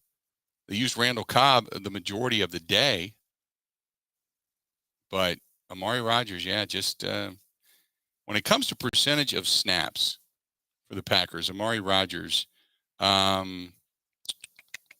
checking here real quick. Amari Rogers did not see, wait a minute, is this right? I don't think he saw much. No, he didn't see much in the way of offense, we'll say. Hell, Jordan Love had 5 snaps, but nothing else. Yes, Ben, you were going to say something? He did not have an offensive snap. I don't think he did, yeah. Yep, nada. Now that I look at it, he didn't have. I think the one carry for negative yards, that's not Amari Rogers because they put them both under A. Rogers. That's Aaron Rodgers. That's the Aaron Rodgers carry when he was sacked 4 times, but the one time he tried to get around the outside, he got stuck. So Amari Rogers, 0. He was not involved in the offense. That's a great question. So if he's not going to be involved in the offense, why is he taking a roster spot? Is he the only guy that can catch kicks and punts? He was there as kind of the third running back, though. Right. Just in case. So he's your punt returner, your kick returner, and your backup running back if needed. And they used him in wheel routes and, end arounds. And we saw a little bit of that in practice for the training camp and such. And they kind of made him into that really poor man's version, Deebo Samuel. But you thought you'd at least see him used in some facet. And they didn't break that out of the playbook at all. But and again, I'm not jumping to these massive conclusions after week 1. Last year, the Packers got beat 38-3. They got it handed to them, and then everything came back. I'm not saying that history is going to repeat itself, and it's that easy. That after week 1, they flip the switch and everything just kind of turns on. I'm not going to say that. But what I am going to say is I'm not panicking after week 1. That would be an overassessment as well. So I think what you wait and see is how do they respond? Now, excuse me, here's the thing. If they play really well against Chicago, which I think is to be somewhat expected, and then go and lay an egg again on the road in Tampa Bay, then you can say, okay, teams equal to or better than them, they're going to struggle with. As opposed to, hey, we lost to a pretty good team in a really energized atmosphere at their house. Okay, chalk it up. And now we've righted the ship, and now we're going to start trudging along. If they can't get past Chicago and Tampa Bay and then begin to move forward and look good doing it, then you can kind of raise your eyebrow and go, okay, this is not what was expected. And I certainly expected more offensively out of this team. We'll talk about the loss a little more in depth. I got Grant Bills, the Wisco Sports Show, right here at WKTY in La Crosse, which is where we're broadcasting from today. He is going to join us coming up next. Stay tuned. A lot more of the Bill Michaels Show right after this.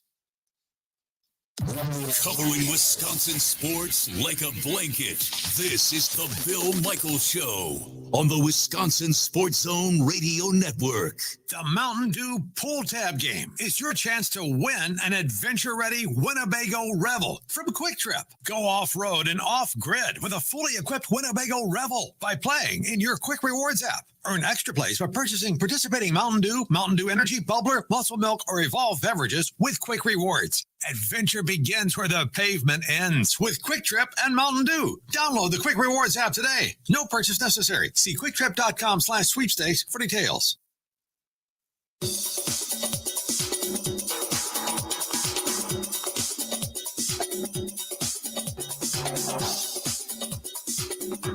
Bill Michaels will resume in 5 minutes.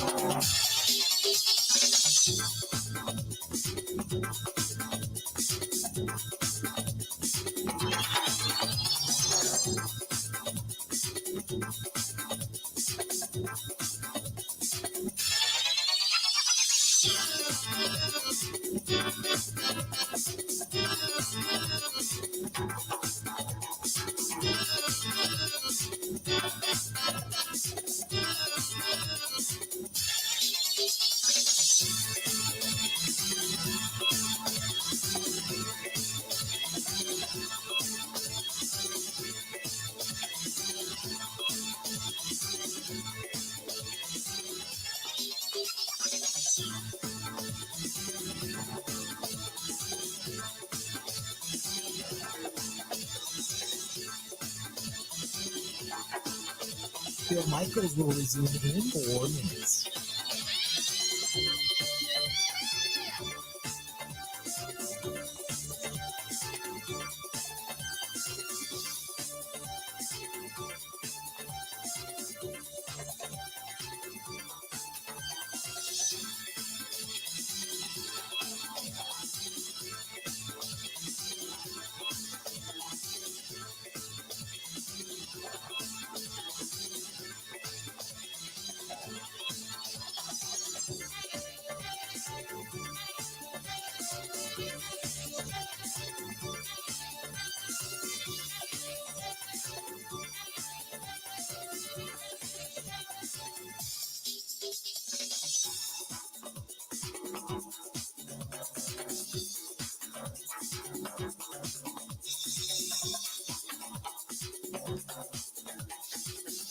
Bill Michaels will resume in 3 minutes.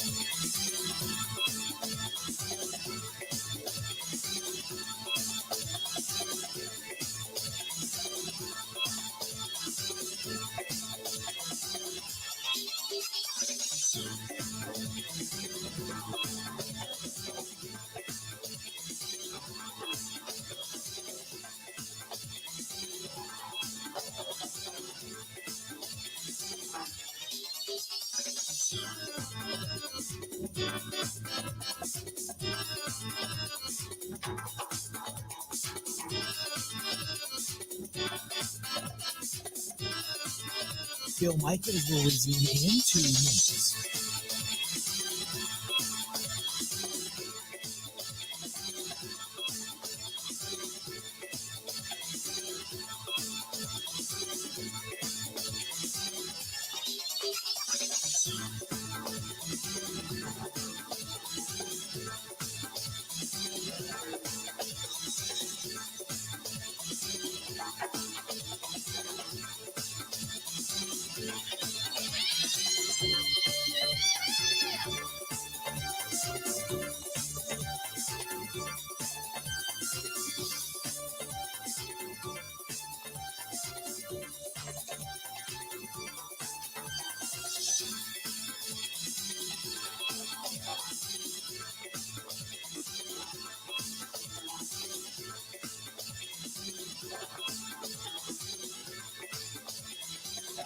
Bill Michaels will resume in 1 minute.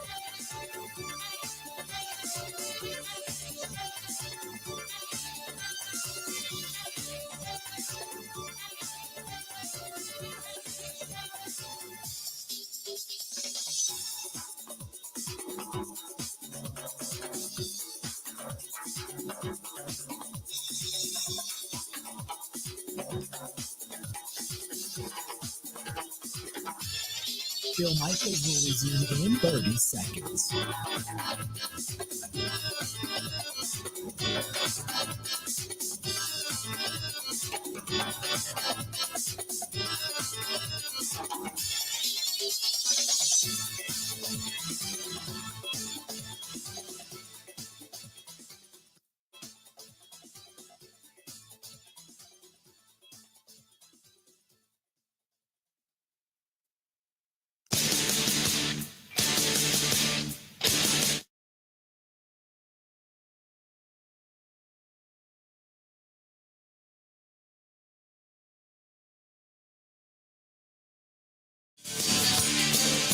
Welcome back to the program, The Bill Michaels Show. We are live. We're out here in La Crosse, Wisconsin.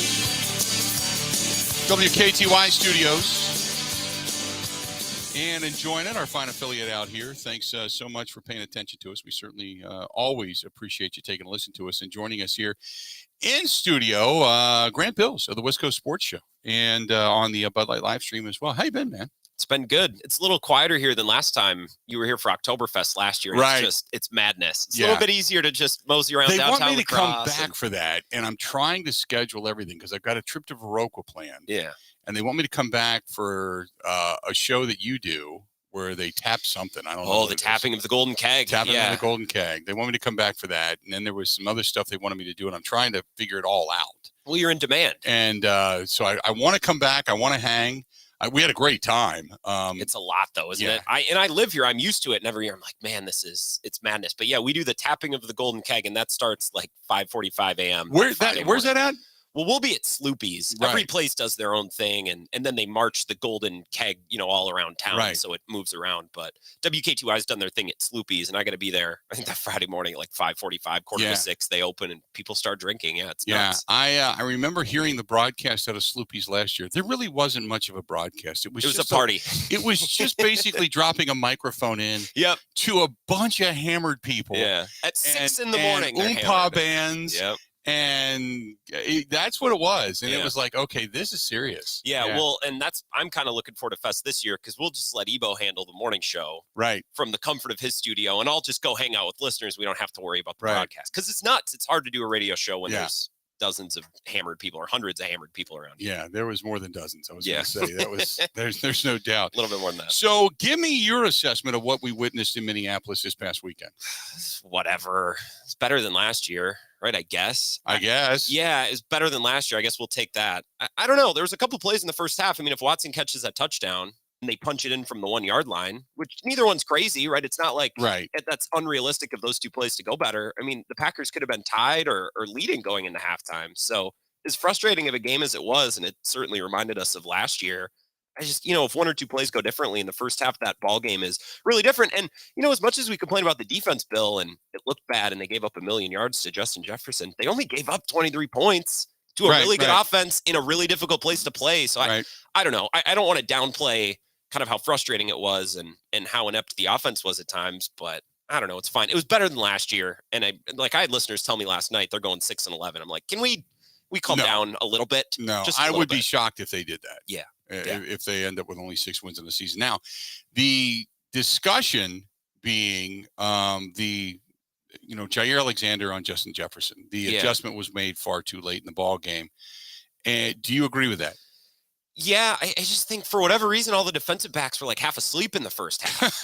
Like they just weren't paying attention. They were just making simple errors. I don't know. The Jair Alexander on Justin Jefferson thing reminds me of anytime you have an NBA playoff series and somebody goes off against the Bucks and then everybody asks, well, why didn't you put Giannis on him? It's like, well, yeah, I guess that's easy to talk about. I don't know if it's easily executed. I don't know. I'm not a defensive coordinator, but I'm obviously I understand why people want Jair on him, but it's not always that easy, right? Defensive coordinators like to use those guys all over the place. And I don't know, but it's like nobody else was awake. Like Eric Stokes was botching simple coverages. That was one thing that I think people don't really get was last year. He was so good. Yeah. And you thought pair him with Jair, man. And people obviously forgot all about Kevin King because this guy is coming and set the world on fire.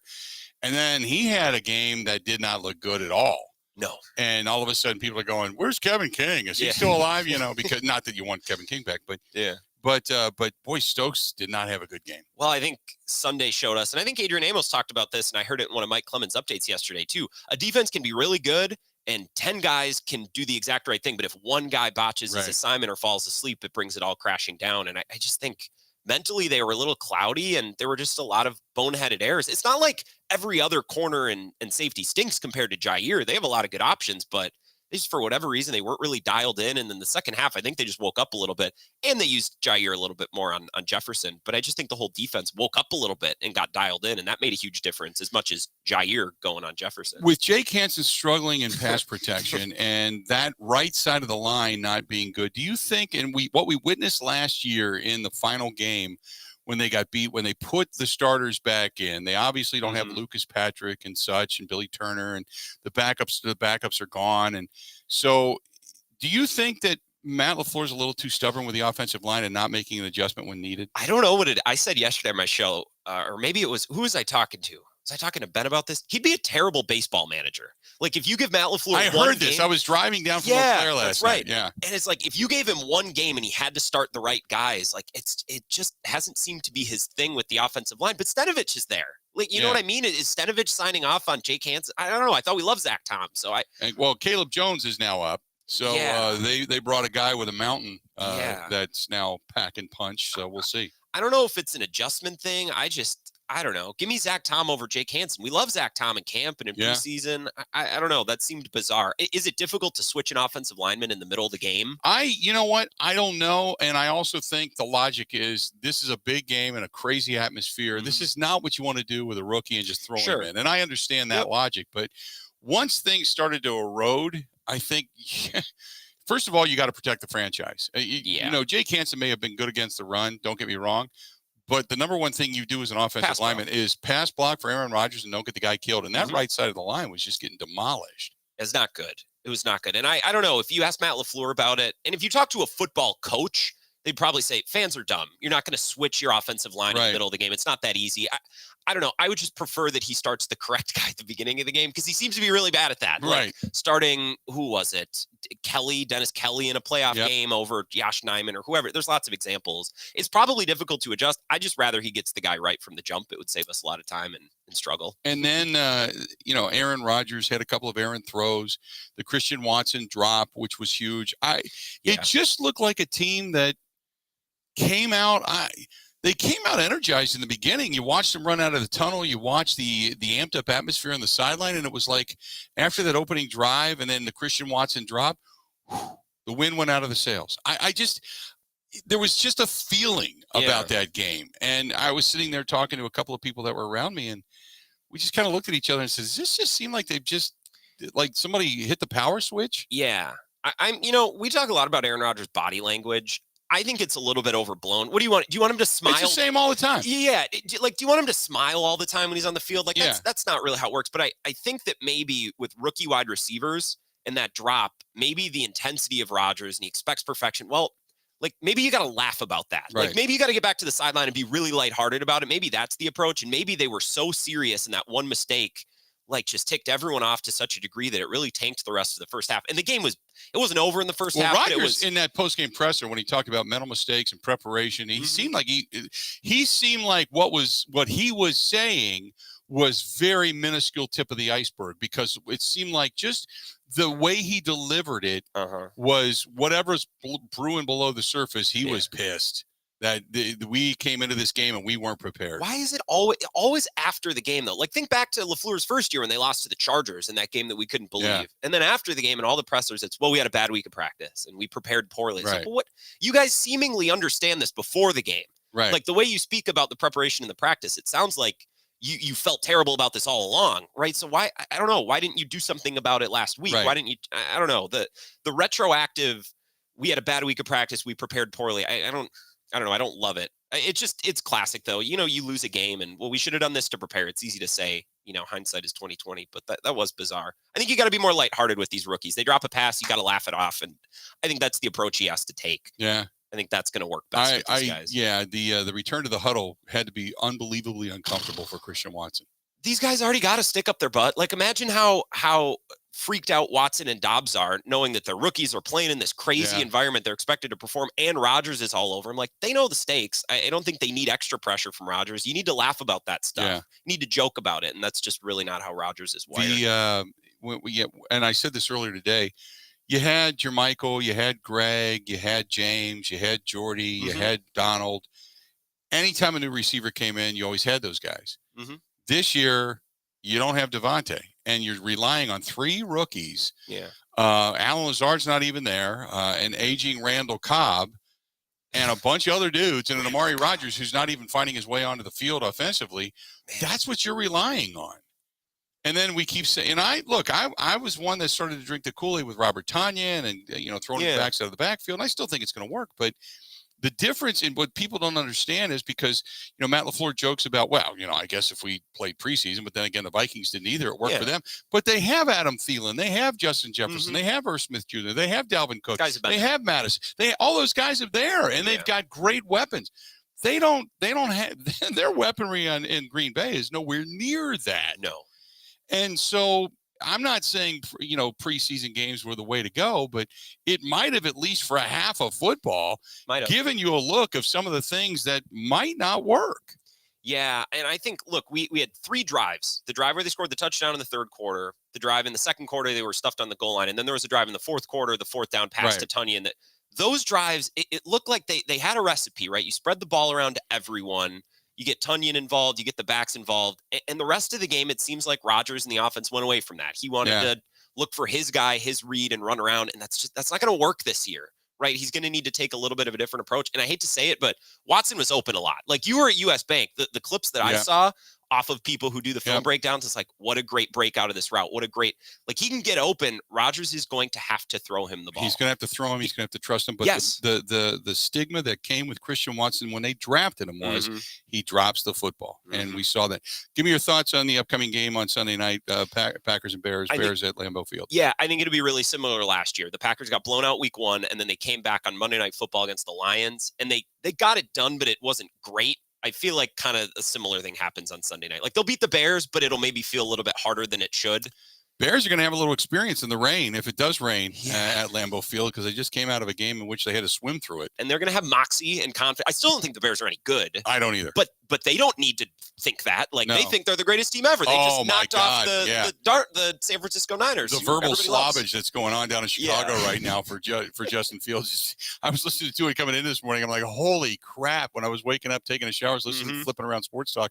Like, oh my God, no wonder. Well, and I saw tweets from the Score 670. They're like, where are the Bears on the power rankings now? It's like, geez. But then again, if the Bears believe it and the players think they're great and this team is being slept on, that's all that needs to happen. So I think it'll be very similar to Packers Lions last year, where the Packers will win, but it'll take a little while and it'll probably be frustrating.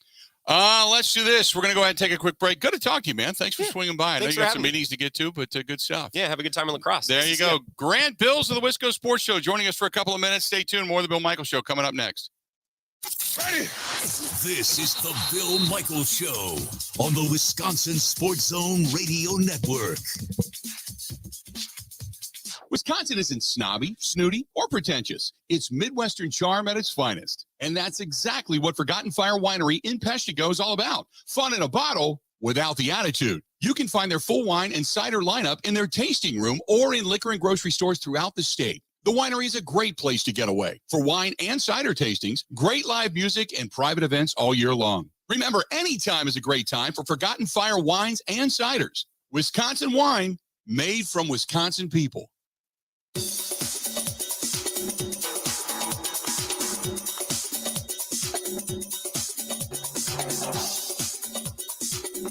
Bill Michaels will resume in 3 minutes.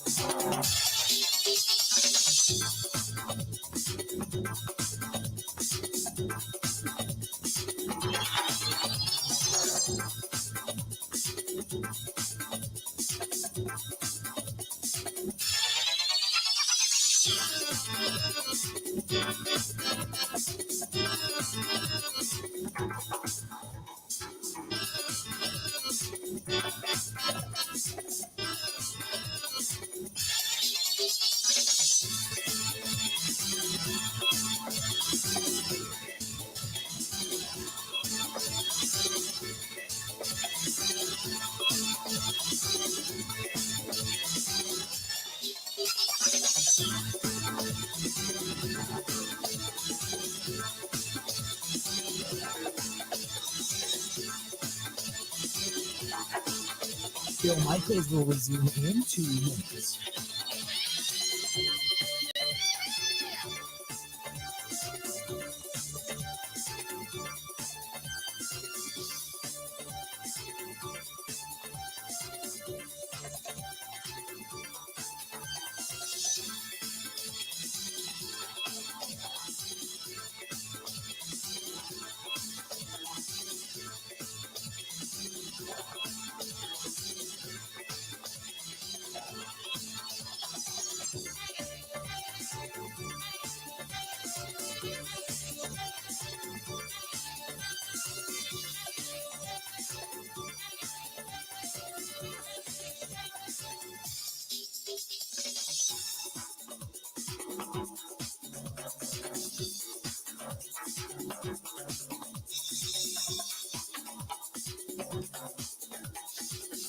Bill Michaels will resume in 1 minute.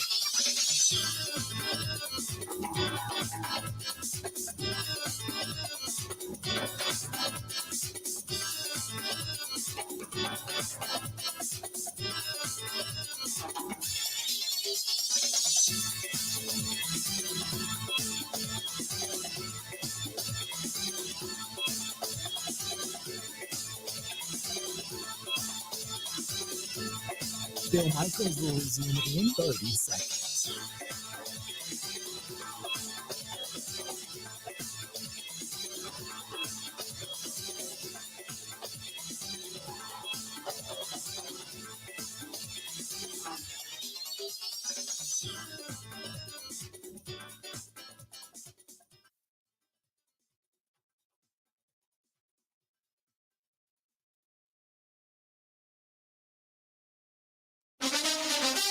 Now, here's Mike Clemens. The Packers return to practice tomorrow to get ready for Sunday Night Football here at Lambeau Field against the Chicago Bears. Green Bay gave up nearly 400 yards total offense in their 23-7 loss to the Vikings. Packers defensive back Eric Stokes says the loss was not as bad as last year's 38-3 loss at the hands of the Saints Week 1. You know what I'm saying? Like, you just got to, just like last year, to where the Saints did it. And then this year, like, this is pretty much our same model. Like, we got 16 more games. We can't dwell our head on this one, hold our head, none of that stuff. We got to move on. We got a North opponent next week, Sunday night, home opener. It don't get better than that. But isn't the loss to the Vikings more significant since they're in the same division, the NFC North? You know what I'm saying? It's just one game. Like, you know what I'm saying? It's one game, the first game of the regular season. Like, hey, man, what happened last year? Look at this last year. Like, hey, it is what it is. Like, you got to move on. We got 16 more games. Like, we can't throw our head on none of this. Just keep it pushing. Packers head coach Matt LaFleur. Certainly, I think a lot of our veterans, I don't think this isn't their first rodeo, and this is not the first time they've suffered a defeat. But it's always interesting to see how young guys respond to a defeat or not playing your best. And so you got to be critical, but at the same time, you still got to try to put your arm around these guys. That's Matt LaFleur. In Green Bay, I'm Mike Clemens on the Bill Michaels Show.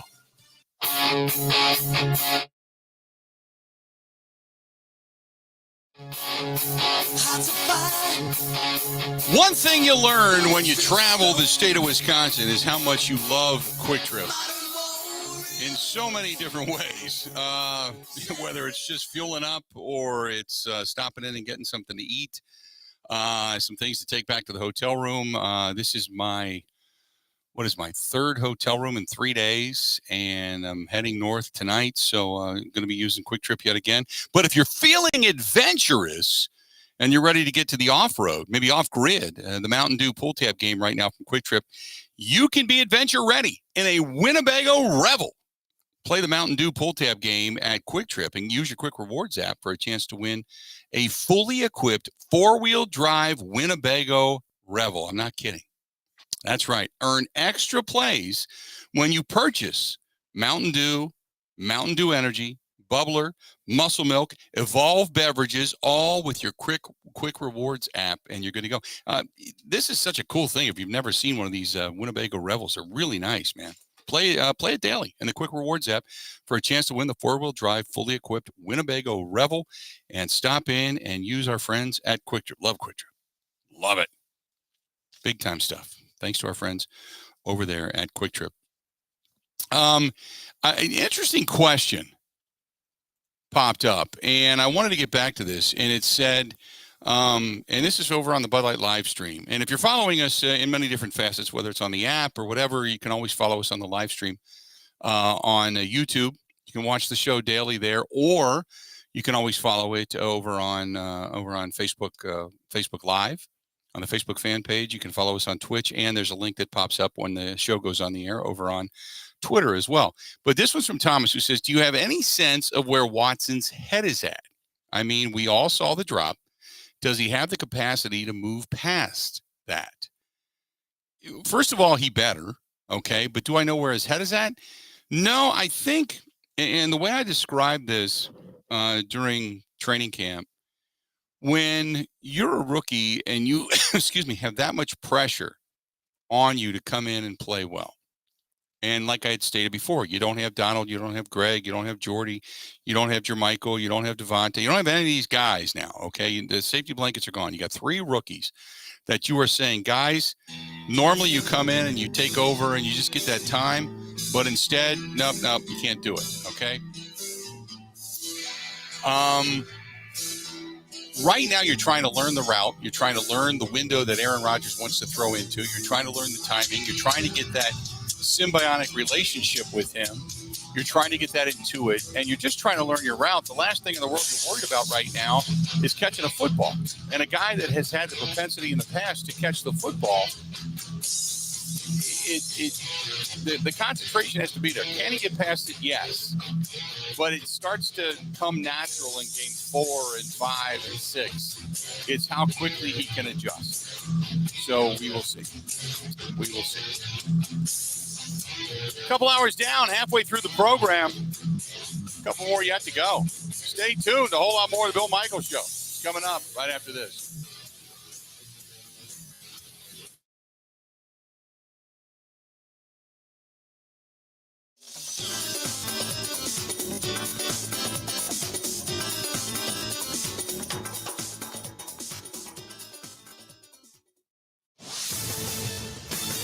This is a Wisconsin Sports Zone update. Well, the Badgers are back to work today as they get ready for a visit from New Mexico State on Saturday. Yesterday, though, the anger over their loss to Washington State this past weekend was still very present, as especially the case for defensive lineman Keanu Benton, who lamented the lack of energy, said it felt like they gave up when they went down by 3 points in the third quarter. The thing I'm most pissed about is as a team, kind of, when we got down by 3, I felt like we lost our energy.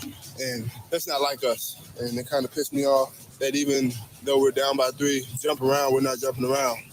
That's our tradition. This is our thing. They have more fun than us out there. So that was one thing that kind of made me mad, although losing makes me mad, but just things that we could have controlled, we didn't. Saturday's lost the third in the last 5 seasons for the Badgers when they were favored by 17 points or more. This week, they're 37.5-point favorites over New Mexico State.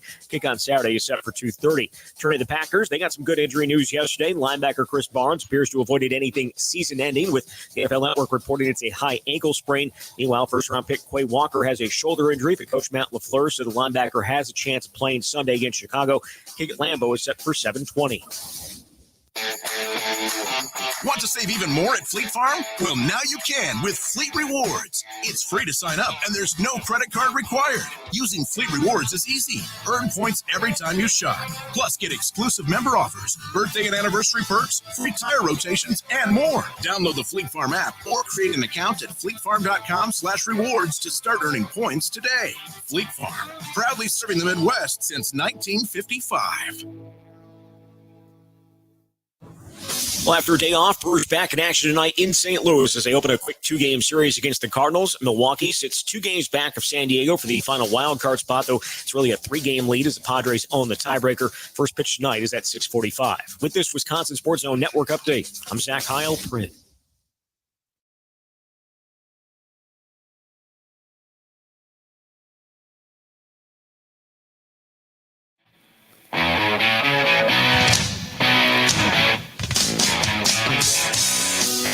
So we were talking about Christian Watson prior to the break,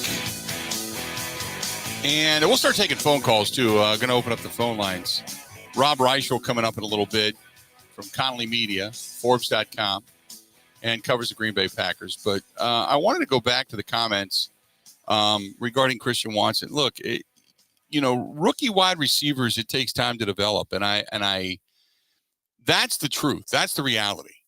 It took Devontae, a couple of years to really get good. The problem we have right now is you don't have that kind of time for these guys to develop. You just don't. There's a lot of pressure on this season because and I've said it before, I'll say it again, the light's coming at the end of the tunnel. It's getting brighter and brighter and brighter, and eventually Aaron Rodgers is not going to be here, whether it's this year, next year, which I think he's got at least 2 years in him. But it's coming. That's why there's this heavy amount of pressure on these rookies. That's why this season is so imperative. It's not just another season. Because, it's just like this year in Tampa Bay. It's not just another season. Everybody expects this to be Tom Brady's last year. That light is really bright at the end of the tunnel. So it's not the same. Unfortunately, you don't have 3 years to develop a wide receiver. That's why you brought in Sammy Watkins. But he really didn't get a lot of run in that one. Sammy Watkins got a few looks, and that was about the extent of it. 3 catches, 18 yards? That's it. And his longest catch of the day was 9 yards. So he was the guy that was supposed to kind of come in as a veteran and dispel the pressure on others to pick up the slack for Devontae Adams. And that really didn't happen. So that's the reason there's so much pressure, and that's the reason that you don't have the time to develop guys, unfortunately. But the reality is it does take time. So am I down on, Christian Watson for the drop or not getting overwhelmingly involved? No, not really. We're looking for Romeo Doubs to be better and to have more, to give this team more, I think. But they got to get it done collectively. And I'll say this, when you look at the numbers and you go and say, okay, the wide receiving core, when your wide receiver, your leading pass catcher has under 50 yards, 5 receptions, 5 catches, and it's your back out of the backfield of A.J. Dillon, that's not the way this offense is designed to go. It's just not. So I can't imagine for the life of me that it is all of a sudden going to take off and flourish with the return of Allen Lazard. Ben, if you had to put Allen Lazard into the great, very good, mediocre, sub-mediocre, or bad category, where would you put him? He's fine, I think. He's very injury prone, but also fine. He's fine. That's a fine dude out there. Yeah, that's a very kind way of saying not great, not very good. That I would almost put into the mediocre to above mediocre category. And I'm not knocking him because he is what he is. He's a really good route runner. He has good hands. He's got a good intuit with Aaron Rodgers, but he doesn't have the same ability as Devontae. He's not Tyreek Hill. He's not Amari Cooper. He's not Julio Jones in the heyday. He's not any of those guys. He's not Jamar Chase. He's not, you can go through the list of premier wide receivers in the National Football League. That's not him. He is, I would say, Randall Cobb at his peak. When Randall Cobb first came into the league, Randall Cobb was a good wide receiver, but more so a slot guy. But he has always made a living when the play breaks down and Rodgers needs him the most. And Randall Cobb's been great at that. I think that is Lazard. I think he's a really good Randall Cobb, a good route runner. I think he does have some ability to get free. We've seen that. He catches the football, but he's not your downfield safety blanket. He's not the guy that you're going to throw it up to and he's going to go get it. I mean, hell, Rodgers just threw it up to Randall Cobb. in the dome. And Cobb just wasn't able to, go up and get it.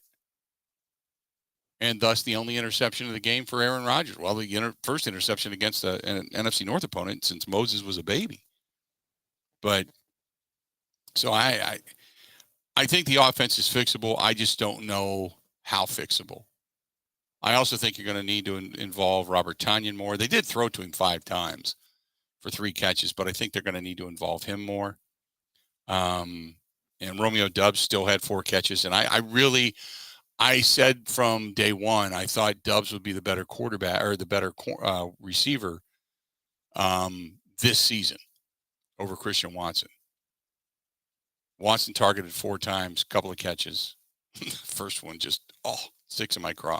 Would it have been a different game had he caught that ball? I think to a certain extent, but the defense is what it is. They just couldn't cover Justin Jefferson. And thus the ball control that Minnesota displayed. Now, with a team like Chicago coming in, you're going to shadow Justin Fields. And I don't know who you do it with. I don't know, because I think Wyatt is a guy that just, man, you talk about a cat that can play sideline to sideline. Now, he did have some tackles downfield, but Justin Fields, what did he run? I think 11 times in that game for the Bears. It wasn't for huge yardage, but he ran, I think, 1 time for a first down and kept the drive alive, and they ended up scoring. But it's not like he's an incredible passer, but you got to shadow him. But where are they going? Montgomery, Pettis, Equanimeous St. Brown, Mooney, all of those guys, they didn't have a lot. It's not like that's a juggernaut. I think this defense is going to rebound in a big way on Sunday night. It's going to be whether or not that offense can start to put it together and look like the offense that we're either accustomed to or somewhat expect this year. That is going to be the difference in the ball game when it comes to the margin of victory for the Green Bay Packers. I'll go on record right now saying that Packers are going to win the game on Sunday night. As a matter of fact, I could do all my picks right now because I'm not on the air the rest of the week. But I think the Packers are going to win, without a doubt. 877-867-1670 if you want to hit us up. Again, 877-867-1670. Other piece of news and note, one, I had mentioned it earlier. Jerry Jones today on 105.3 The Fan down in Dallas says Dak Prescott, with that thumb injury, which was surgically repaired, will not be going on the IR because he thinks Dak is going to play in 4 weeks. So they don't want to put him on the IR. I think Jerry is really smoking rope, maybe into the ganja stage of his age, glaucoma, joint pain, whatever. He's taking care of it. I think that this is part of the effect. And then the other piece was Phil Steele reported that the Irish quarterback, Buckner, is missing 4 months with that bad shoulder. So bad news now again for Notre Dame and the Fighting Irish.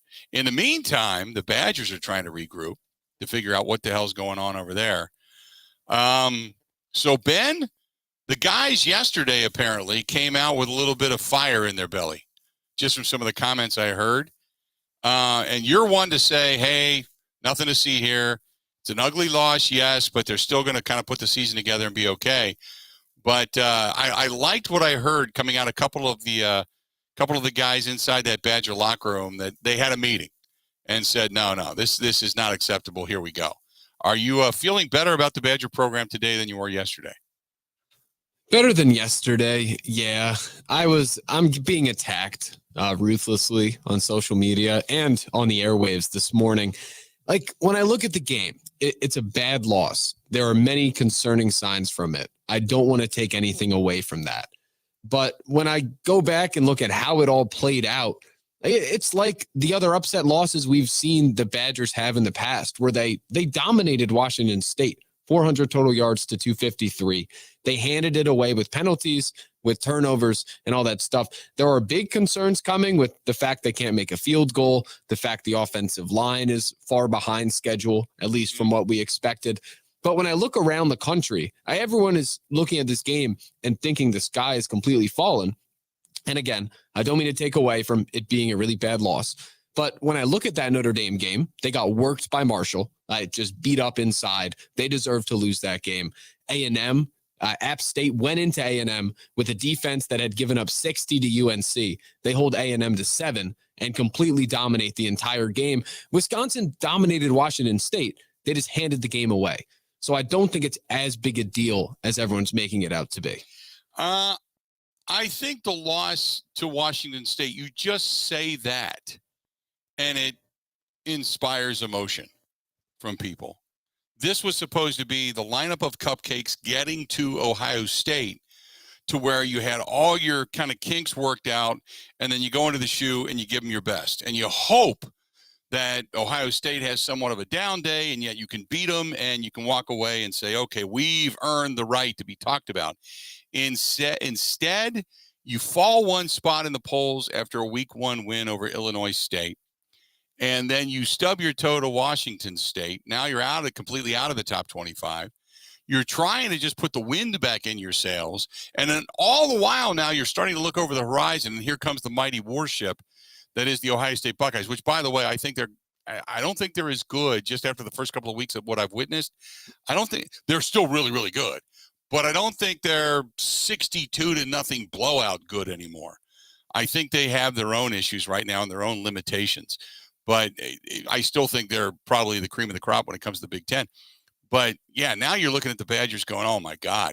If you don't, you're going to win this week. You should.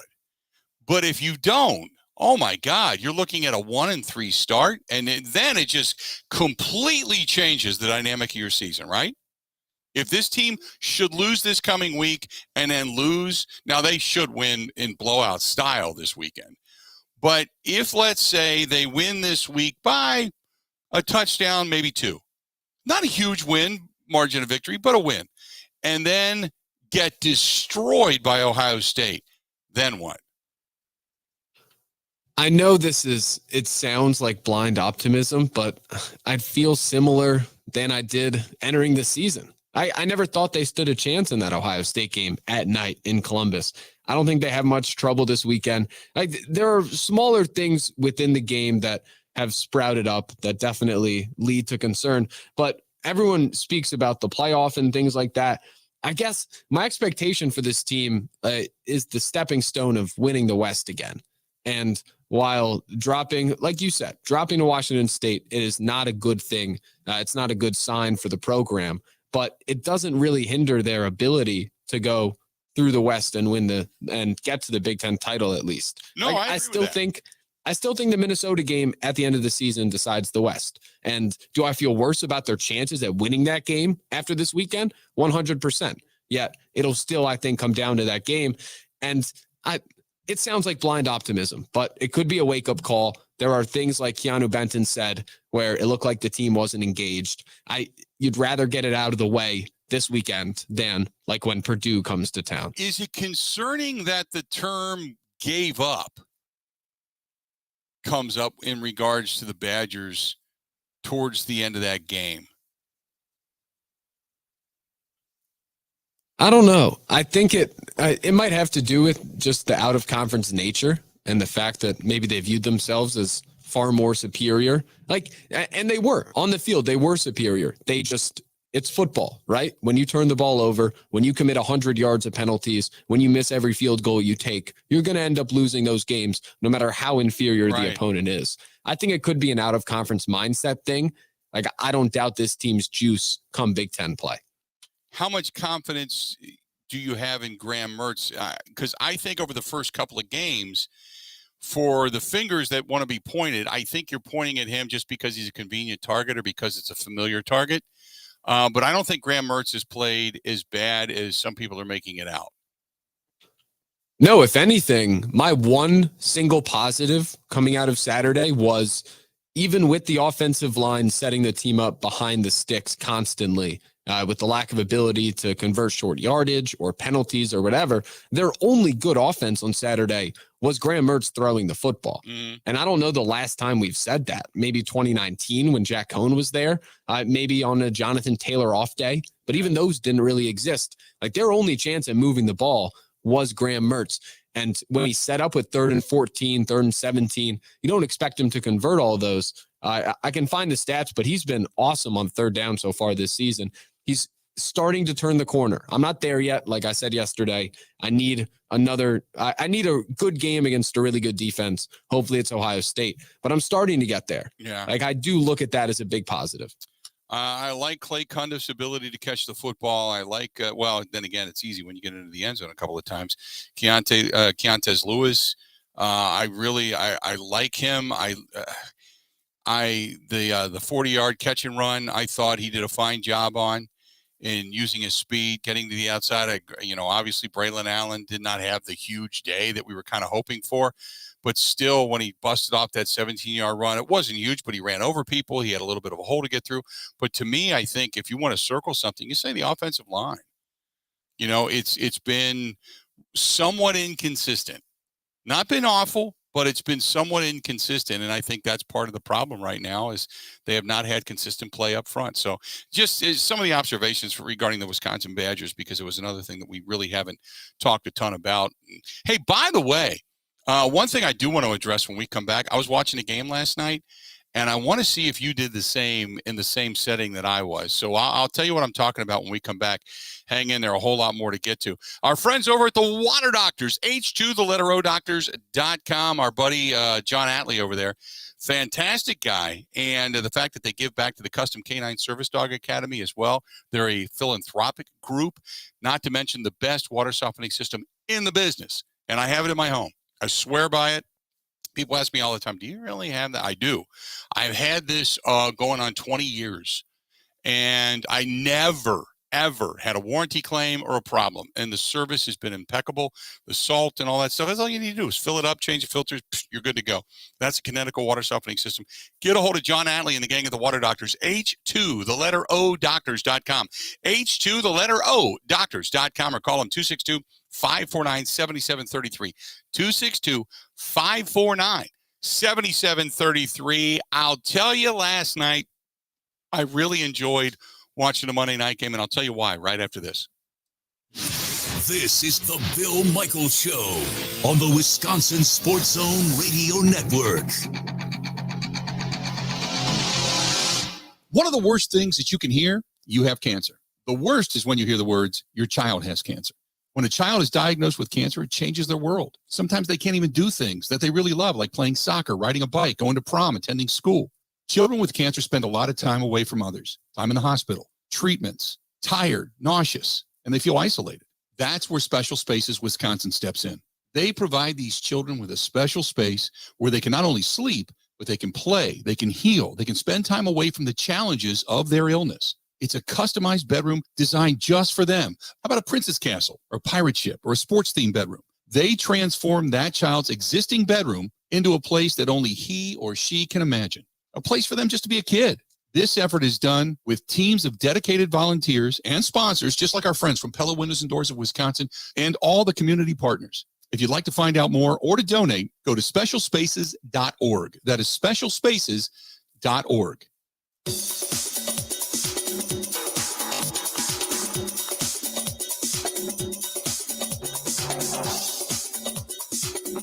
Bill Michaels will resume in 3 minutes.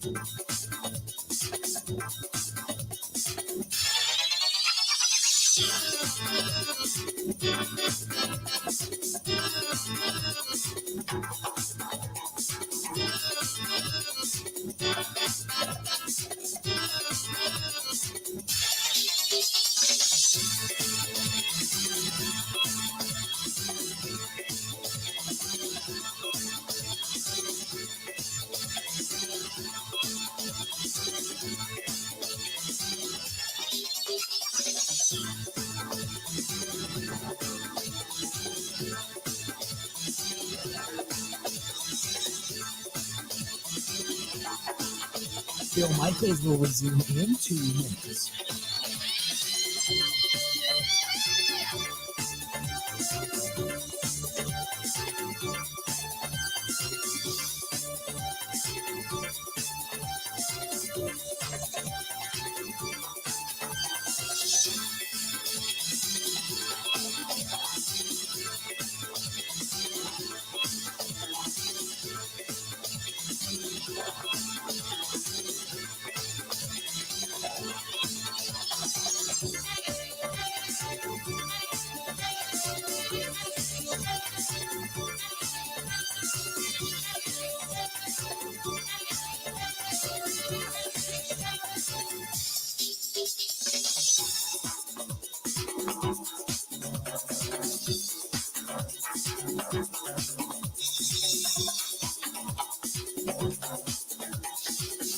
Bill Michaels will resume in 1 minute.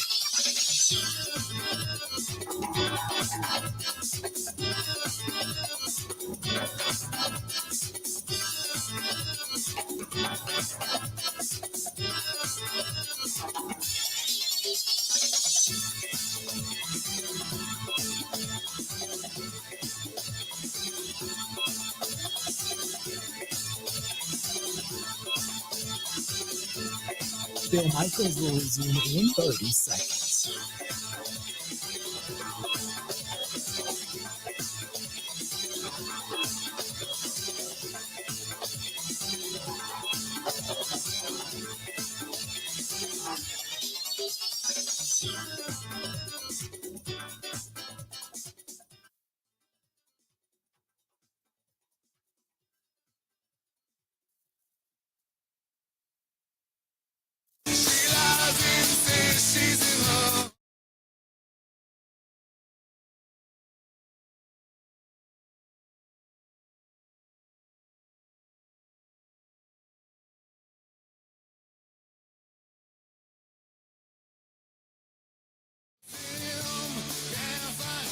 Glad to have you.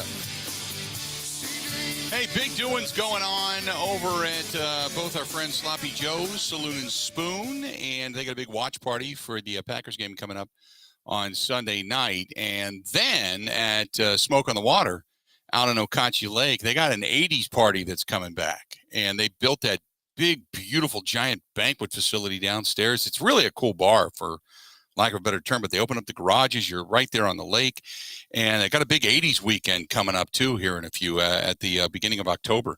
So, man, oh man, if you're going to get a chance to get out to either place, whether it's Sloppy Joe's Saloon and Spoon or Smoke on the Water, regardless, great places. So say hi to Joe and Ellen Hennis and the whole staff, and just enjoy both locations. Really good people, really good place too, by the way. So last night, I got to admit, I don't really watch. Do you watch the Manning cast at all, Ben? I used to. Now that Joe Buck is on the broadcast, I'm drawn to it a lot more. Okay. Because I was watching the both broadcasts last night when I got to the hotel room, and I got caught up in. Now Shannon Sharp needed to shut up. When Shannon Sharp joined him, he just talks all the time. And it's nothing analytical. It's like they're interviewing him, and it's like, okay, stop. I want the game analysis. And man, the banner back and forth. Peyton Manning, every time he speaks, proves why he's one of the smartest people to ever, take a snap under center. I would love to hear a cast between Peyton Manning and Aaron Rodgers as both guys sat there and watched a game. I could only imagine the wealth of knowledge we would learn, and it would be so much it would fall out of our ears and we wouldn't remember all of it. But what an interesting commentary, especially mid portion of that game when Russell Wilson was trying to drive down the field, and they could not believe that some of the pressure that Russell Wilson was under, and some of the guys that were open, and why aren't they doing this, and soft zone coverage, and you can't go soft. And it was just so interesting last night to listen to those two guys banter about. And then, like I said, Shannon Sharp got into the mix, and then everything pretty much, the wheels fell off, and I ended up going back to Joe Buck and Troy Aikman. But just what a great, and I know I've listened, I've watched this, we've talked about it before, but last night, I don't know why, but it was just so in-depth football. It was just in-depth football. If you were just ever welcoming knowledge, it was just in-depth football knowledge last night. It was really cool. So I don't know if anybody else watched it that way, but nevertheless, it was really, really interesting. As a matter of fact, then at the end of the game, when Russell Wilson is driving, and now Nathaniel Hackett, the former Green Bay Packers offensive coordinator, has a decision to make. Would you take the ball out of Aaron Rodgers' hands? I don't think so. Would you take it out of Russell Wilson's hands? And he did. He did. Let's send the field goal kicker out to make this thing a winner. And this is the result. Take a listen. Snap, placement, kick on the way. It's got enough. It is no good. And clearly, that is the Denver Broncos side of things. And it all goes by the way, and Russell Wilson takes a loss in his return to Seattle. It was also the pregame Russell Wilson heavily booed, whereas Tom Brady, when he came back to New England, heavily cheered. When Russell Wilson came back to New England, or came back to Seattle, no conversation between him and his former head coach. None. Russell Wilson kept saying, trade me, get me out of here. I have a difference of opinion. I want to go. And the fact that there was no conversation, there was no handshake, there was no chest bump hug, none of it. That what was not said and not done spoke louder than anything else we've heard coming out of Seattle since the departure of Russell Wilson. It was clear they just couldn't wait to get rid of him, and he wanted out. As opposed to when Brady goes back, Brady got a hug from Bill Belichick, who doesn't hardly hug anybody. He got a hug from Bill Belichick and all of that. So it was just an interesting night last night watching Monday Night Football. We'll get to everybody, Dwayne, Gerard, and everybody, so hang in there. I apologize for making you wait. Coming up next, though, Rob Reichel of Conley Media going to be joining us as well. We're going to talk a little bit more about this Packers team and about the opening weekend loss in Minneapolis. This portion of the program brought to you by our friends at the Milwaukee Admirals. Looking for good hockey action coming up this season? Yeah, boy, they got it. Milwaukee Admirals at the UW Panther Arena, heading back to a Calder Cup postseason, hopefully.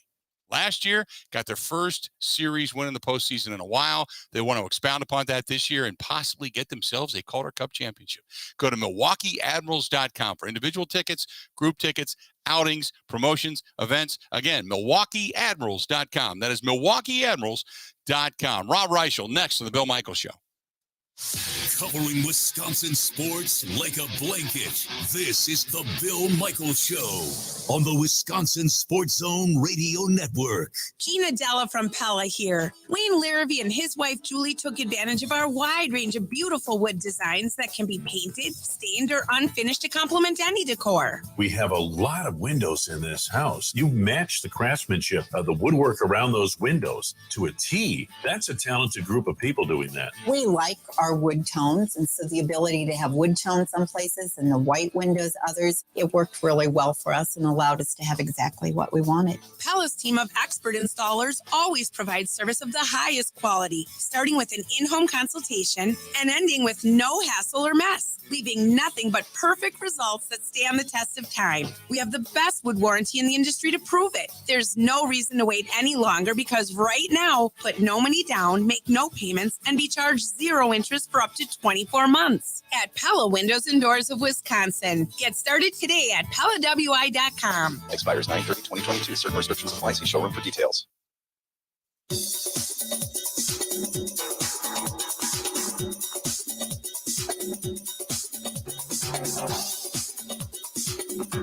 Bill Michaels will resume in 5 minutes.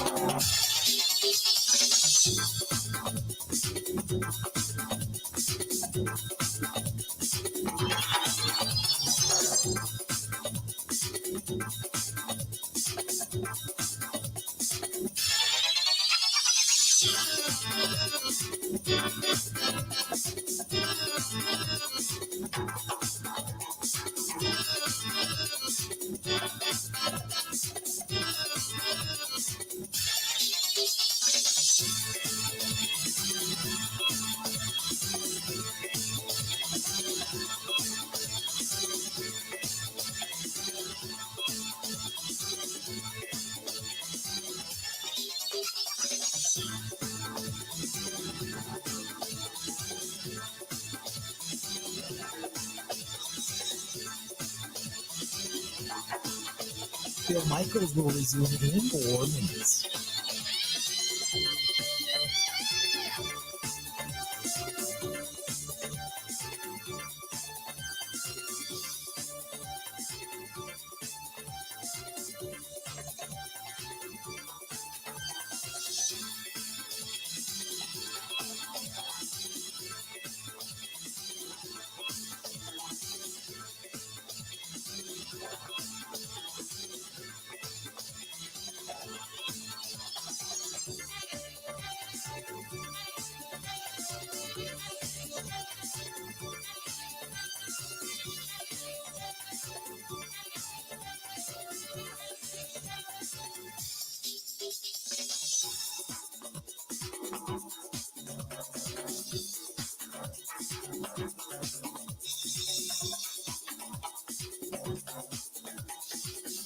Bill Michaels will resume in 3 minutes.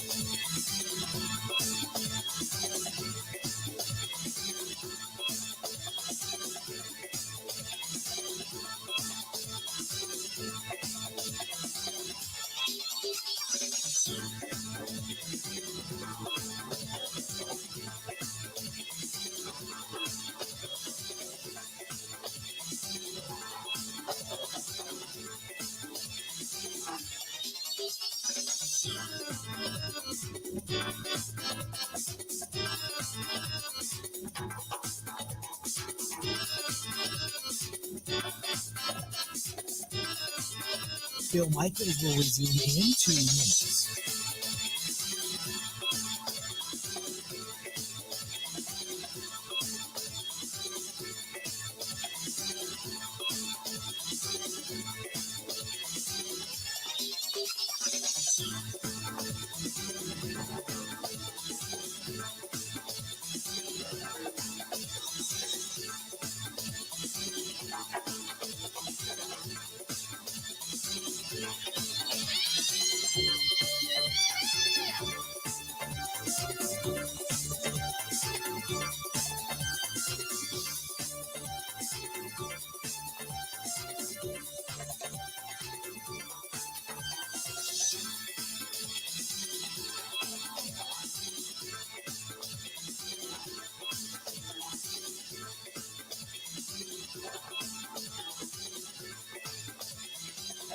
Bill Michaels will resume in 1 minute.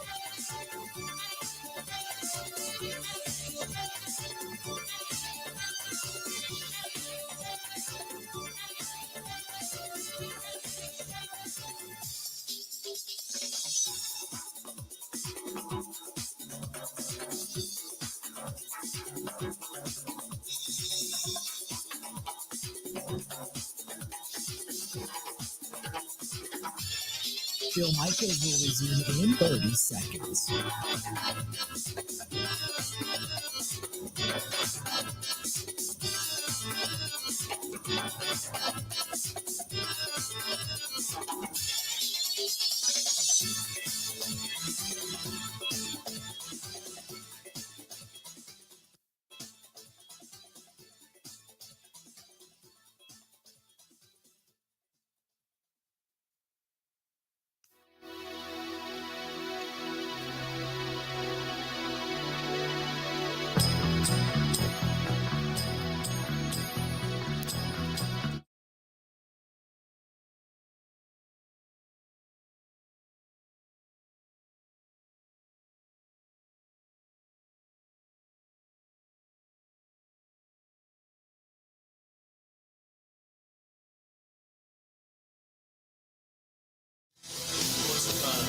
Glad to have you back.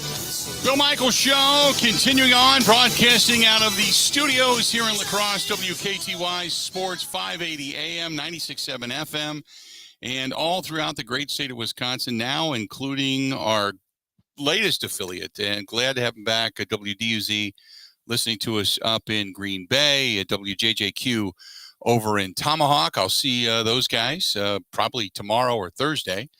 And then obviously all throughout the great state of Wisconsin, including our flagship WOZN, The Zone out in Madison. Joining us on the hotline now, our buddy Rob Reichel, Forbes.com, Conley Media, many Packers books along the way. Rob, how you doing? I don't think I'm doing as well as you. Every time we talk, there's new affiliates, and the Bill Michaels enterprise just grows and grows and grows. So kudos to Bill. You know, the minute I mention Rob comes on the show quite frequently, they all say we're buying in. So I owe it all to you. You and Mike Clemens, man. I built my house of cards upon you guys. So yeah. Well, your nose is growing quickly, Bill, but I appreciate the nice words. Okay, I'm going to start off and then back up from the question. I'm going to just ask you, give me your thoughts. Just let them pour out of your head as to what went on Sunday. Ooh, well, that's pretty open-ended and wide-ranging. I'll try to give you some quick bullet topics. The days are getting shorter, but the racing as much continues as at Road America through the middle of September. The offensive game plan was nonsense. Their best two players on offense after the quarterback today are Jones and Dillon, and they need to ride those two guys if they're going to score 24, 27, 30 points like you're accustomed to seeing as a Packer fan. Bill, they threw the ball 69% of the time. I mean, that's just absolutely unacceptable with this riffraff group of wide receivers of kind of washed up veterans and rookies. They shouldn't be throwing the ball 7 out of 10 plays. I mean, that's just not good. I thought Aaron Rodgers wasn't good. He looked a lot like he did in the divisional playoff game against San Francisco, Bill. And, you can chalk that up to him having zero chemistry with wide receivers, that he didn't work with enough in the off season, to him not playing again in the preseason. I do think there's a benefit, Bill, to at least getting 2 or 3 or 4 series in for these guys in the preseason, and I'll be real interested to see if Matt LaFleur changes that philosophy and approach to his football team moving forward, because we're talking about a 2-year stretch here now, Bill. They lose last year 38-3, and they lose the other day 23-7. That's 61-10 in the last 2 season openers, and that's just not good enough. I thought Joe Barry's defensive game plan of how to handle Justin Jefferson was atrocious.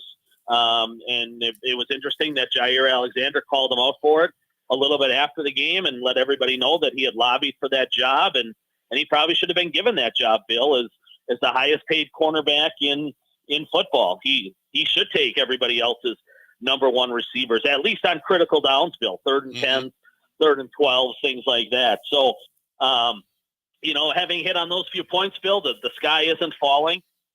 Much like last year, it's just one game. The only difference, and the schedule does get soft, Bill. I mean, it's Bears and Patriots and Jets and Giants coming up, for these guys, other than the one tough game against Tampa Bay, a week and a half from now.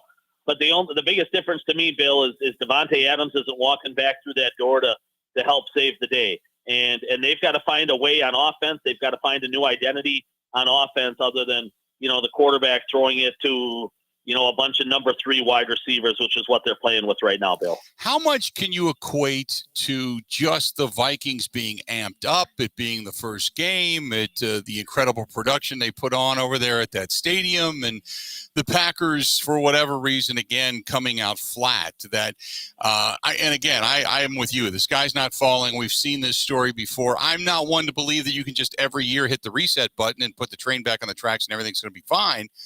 But how much do you just equate that game was just everything in that game was set up for the Packers to fail? Well, I don't agree with that. I mean, why is Minnesota the only team on the field amped up, Bill? I mean, Green Bay hasn't played a game in 8 months.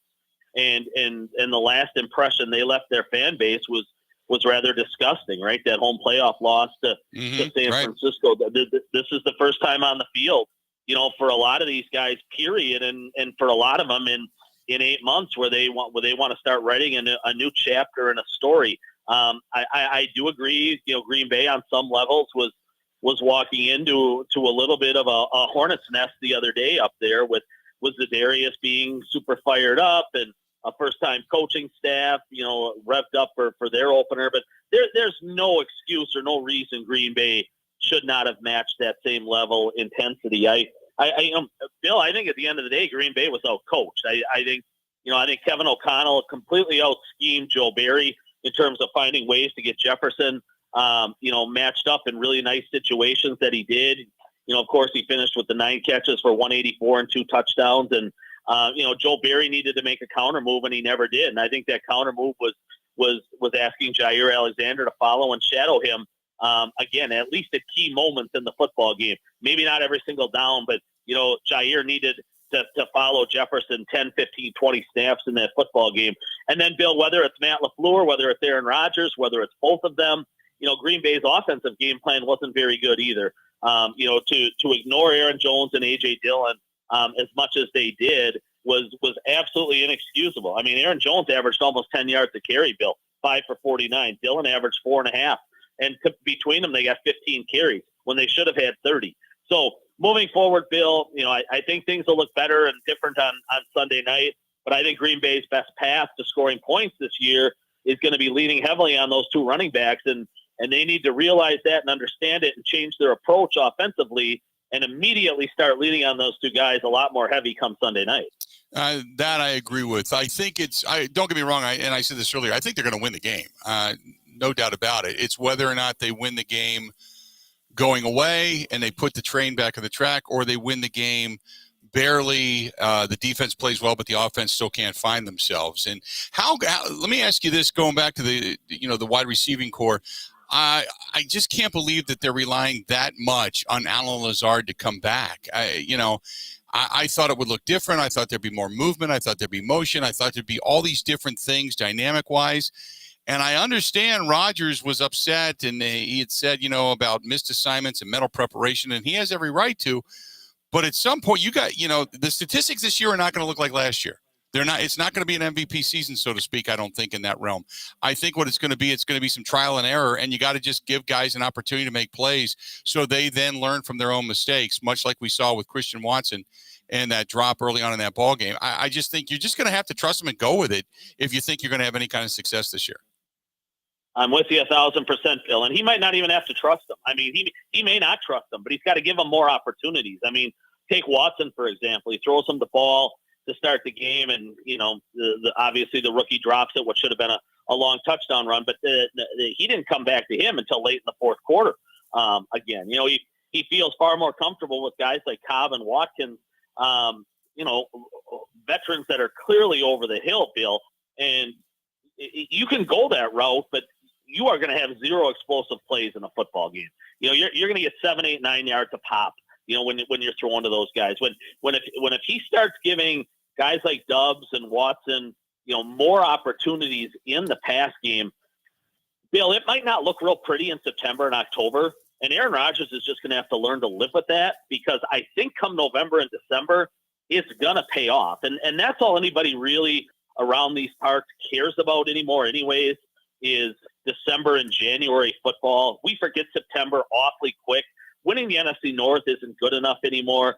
Having a home playoff game, hosting San Francisco in the divisional round, being the number 1 seed in the playoffs. Nobody cares about Bill, and people yawn at it. It's how do you get over the hump in January?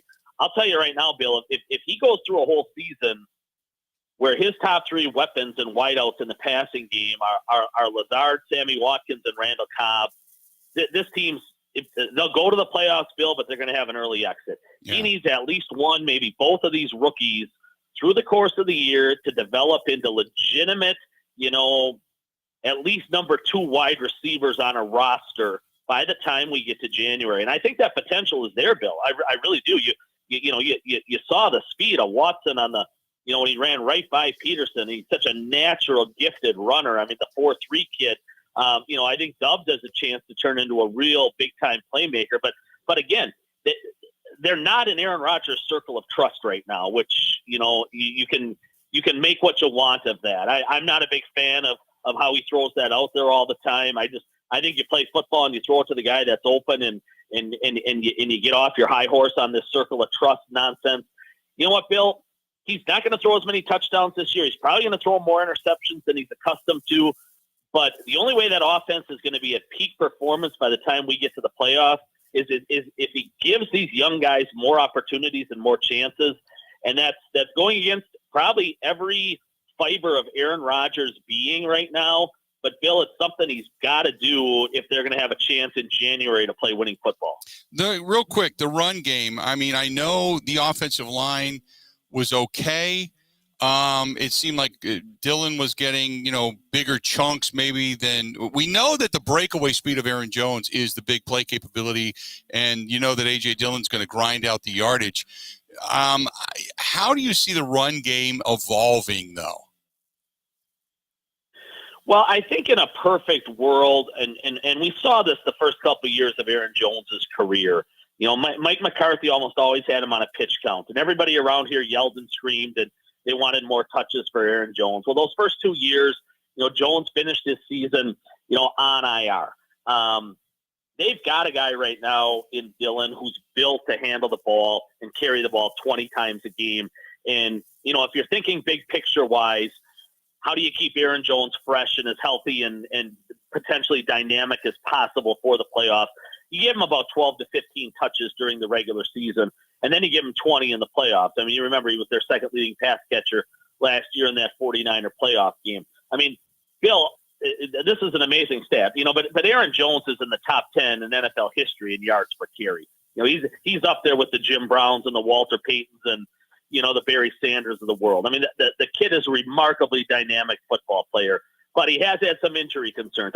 I think the best way moving forward, and certainly when you ask how does it evolve, to me, Dillon gets about 20 touches a game in the run-pass game. Jones might get about 15 because it's the best way to keep him fresh and healthy for January football. What you had the other day, though, Bill, is Dillon got 10 carries and Jones got 5. I mean, that's 15 carries for your running backs. Those two together need 20, 25, 27, 30 carries for sure. And that's going to be their best way to score points and win football games, Bill. Now, again, whether that's Matt LaFleur's play calling or Aaron Rodgers changing plays at the line of scrimmage, we're never going to know. But it's got to fall on everybody to get out of that frame of mind where this is such a pass-happy football team, because their best two weapons on offense after the quarterback are the two running backs, and they've got to take advantage of the skill set those two kids have. No doubt. Good stuff as always, Rob. We appreciate it, and hopefully the next time we talk, it's on much better terms. All right? All right, Billy.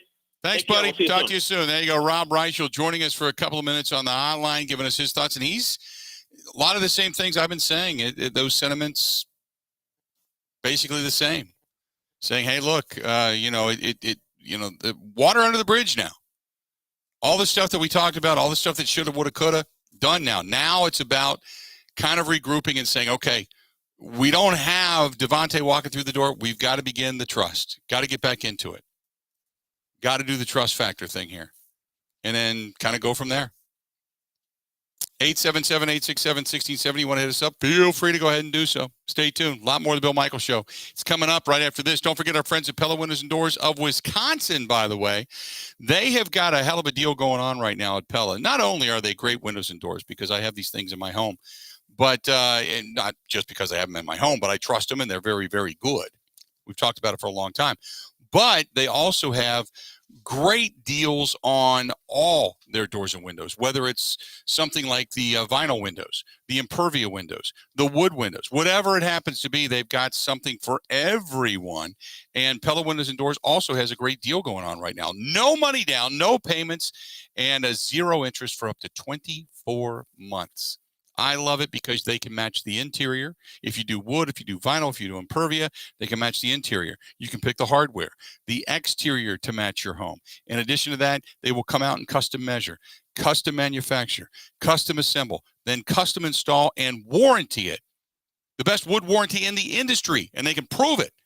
So it's a great time to take advantage of the no money down, no payments, zero interest, 24 months. Again, no money down, no payments, zero interest, 24 months. It's that good. That's our friends at Pella Windows and Doors of Wisconsin. Going to go ahead and take a quick break. Get a hold of them. PellaWI.com, by the way. Pella, P-E-L-L-A, PellaWI.com, or call them 855-PELLA-WI. More of the Bill Michaels Show next.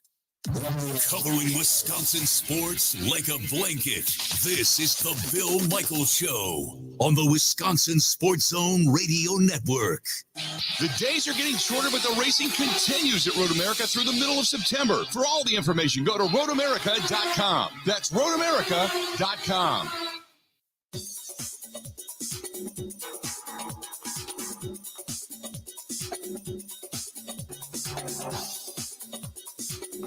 Bill Michaels will resume in 3 minutes.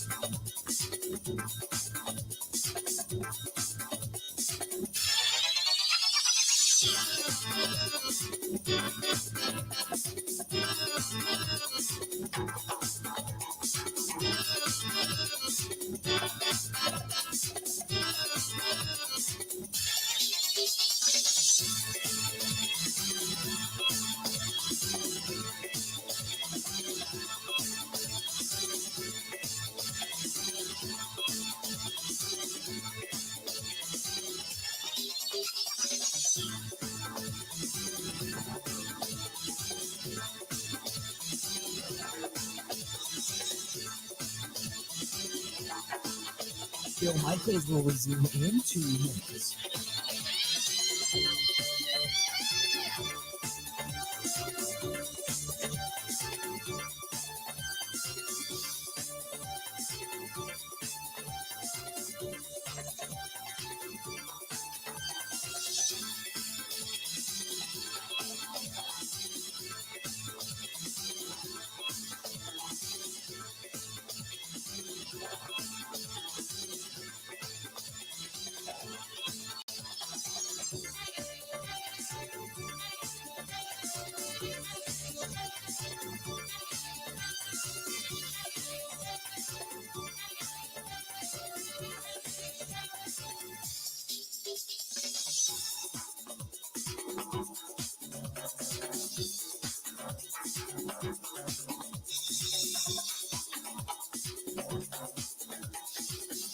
Bill Michaels will resume in 1 minute.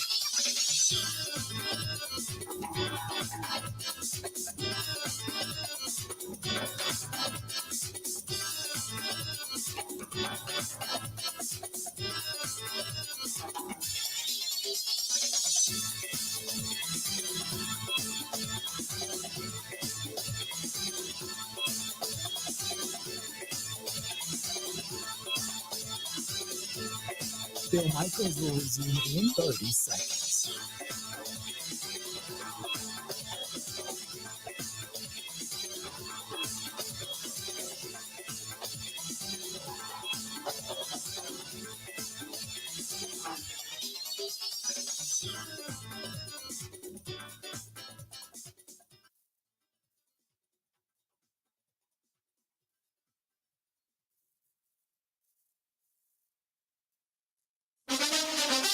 Now, here's Mike Clemens. The Packers review the film of their 23-7 loss to the Vikings. Was Minnesota able to dominate the Packers offense with those 4 quarterback sacks, a forced fumble, and an interception? Packers rookie receiver Romeo Doubs.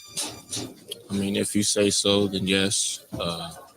Again, we was just trying to figure out ways to bounce back and just be able to, be the dynamic offense that we are.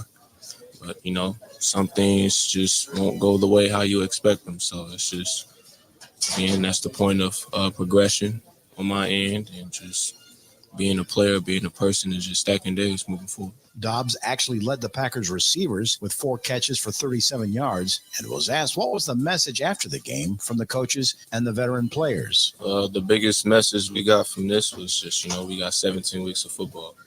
I personally feel that this team is probably one of the better teams that I've, saw on TV or been around. So, again, it's just being able to progress and, stack days, just moving forward. It gets repetitive every time, so. Packers head coach Matt LaFleur. I would say that we didn't play our best. That's how because I think our guys did show up. We just didn't execute. And all you got to do is look at the end of the game, how our guys were still competing, and playing hard. And so that to me is encouraging. So there's a lot we got to clean up, obviously. And it starts with how we go out there and practice. That's Matt LaFleur. In Green Bay, I'm Mike Clemens on the Bill Michaels Show.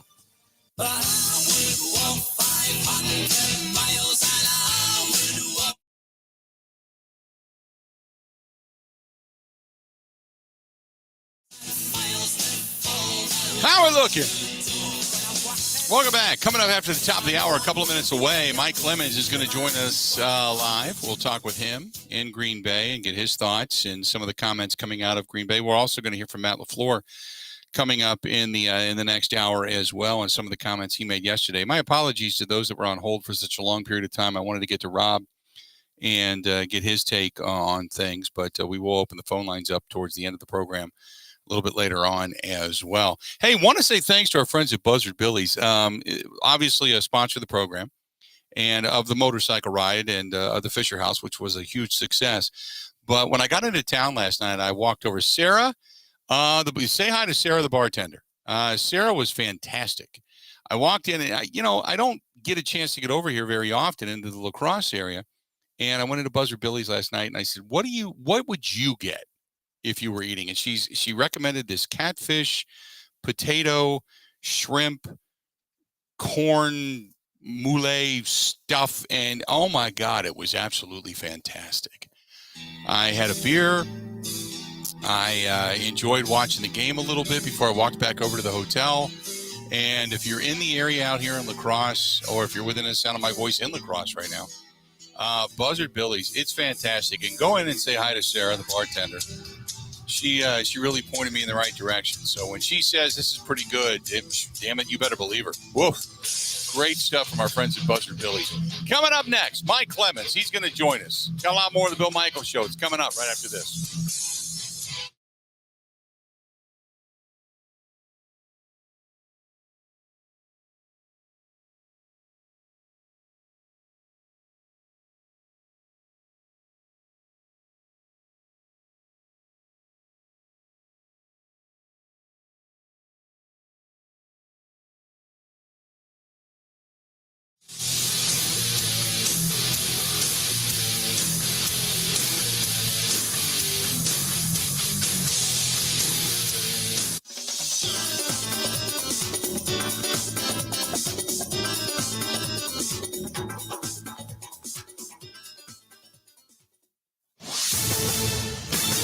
This is a Wisconsin Sports Zone update. Well, the Badgers are back to work today as they get ready for a visit from New Mexico State on Saturday. Yesterday, though, the anger over their loss to Washington State this past weekend was still very present, as especially the case for defensive lineman Keanu Benton, who lamented the lack of energy, said it felt like they gave up when they went down by 3 points in the third quarter. The thing I'm most pissed about is as a team, kind of, when we got down by 3, I felt like we lost our energy.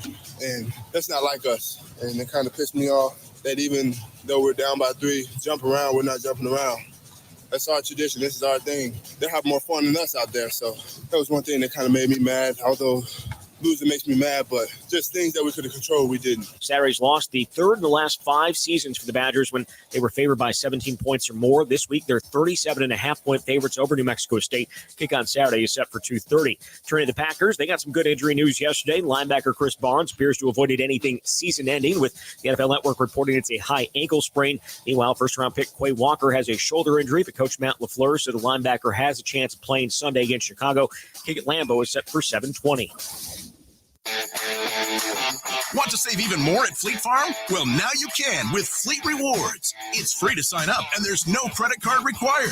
Using Fleet Rewards is easy. Earn points every time you shop. Plus, get exclusive member offers, birthday and anniversary perks, free tire rotations, and more. Download the Fleet Farm app or create an account at fleetfarm.com/rewards to start earning points today. Fleet Farm, proudly serving the Midwest since 1955. Well, after a day off, Brewers back in action tonight in St. Louis as they open a quick 2-game series against the Cardinals. Milwaukee sits 2 games back of San Diego for the final wild card spot, though it's really a 3-game lead as the Padres own the tiebreaker. First pitch tonight is at 6:45. With this Wisconsin Sports Zone Network update, I'm Zach Heil. Print.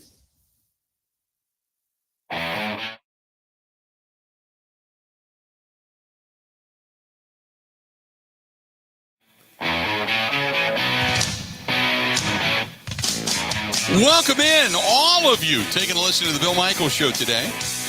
Glad to have you on board. We are broadcasting live WKTY in La Crosse on the Whirlwind Tour, that is. We were in Minneapolis on Sunday, in Eau Claire yesterday, La Crosse today, Tomahawk tomorrow, throughout the weekend, back into Green Bay on Sunday, and then finally back home on Monday. Joining us now over on the hotline, our guy, Mike Clemens, standing by. Michael, how you doing, pal?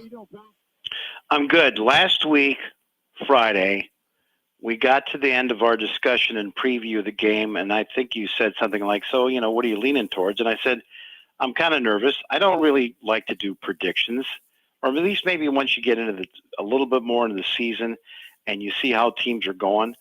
But I had some concerns because, for one thing, coming out of training camp, everybody was naming the Green Bay Packers defense because, look, they got Jair back. Rasul Douglas, came out of nowhere, and they signed him to a contract.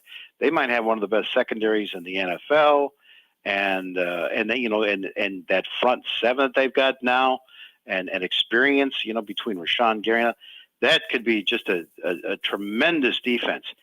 And here they just are embarrassed up in U.S. Bank, and. And to me, I was kind of like, we really don't have anything that says prove that yet. And that doesn't mean that they're not going to be a good defense, I guess, down the road. But there was too many question marks for Green Bay, and I think the Vikings put together an amazing show to say, hey, the good stuff that we had last year, we're keeping, and we're changing the culture and the attitude and the emphasis of the organization. And it's always hard to bet against a team with a new head coach. Usually the players just go out of their way to win for them, like the Bears did, unlike what the Broncos did last night. Right. Winning for their new head coach. But the bottom question is this. You and I both, if we go on the street and introduce ourselves and people find out who we're, the first thing they're going to say is, how did Justin Jefferson get so open that whole game, right? Right. Is that the number one question? Absolutely. And why was it so long to make the adjustment? And after listening to Matt LaFleur's comments yesterday, Mike, about, you want us to change, the game plan or philosophy or whatever the specifics were that he stated, I'm like, yeah.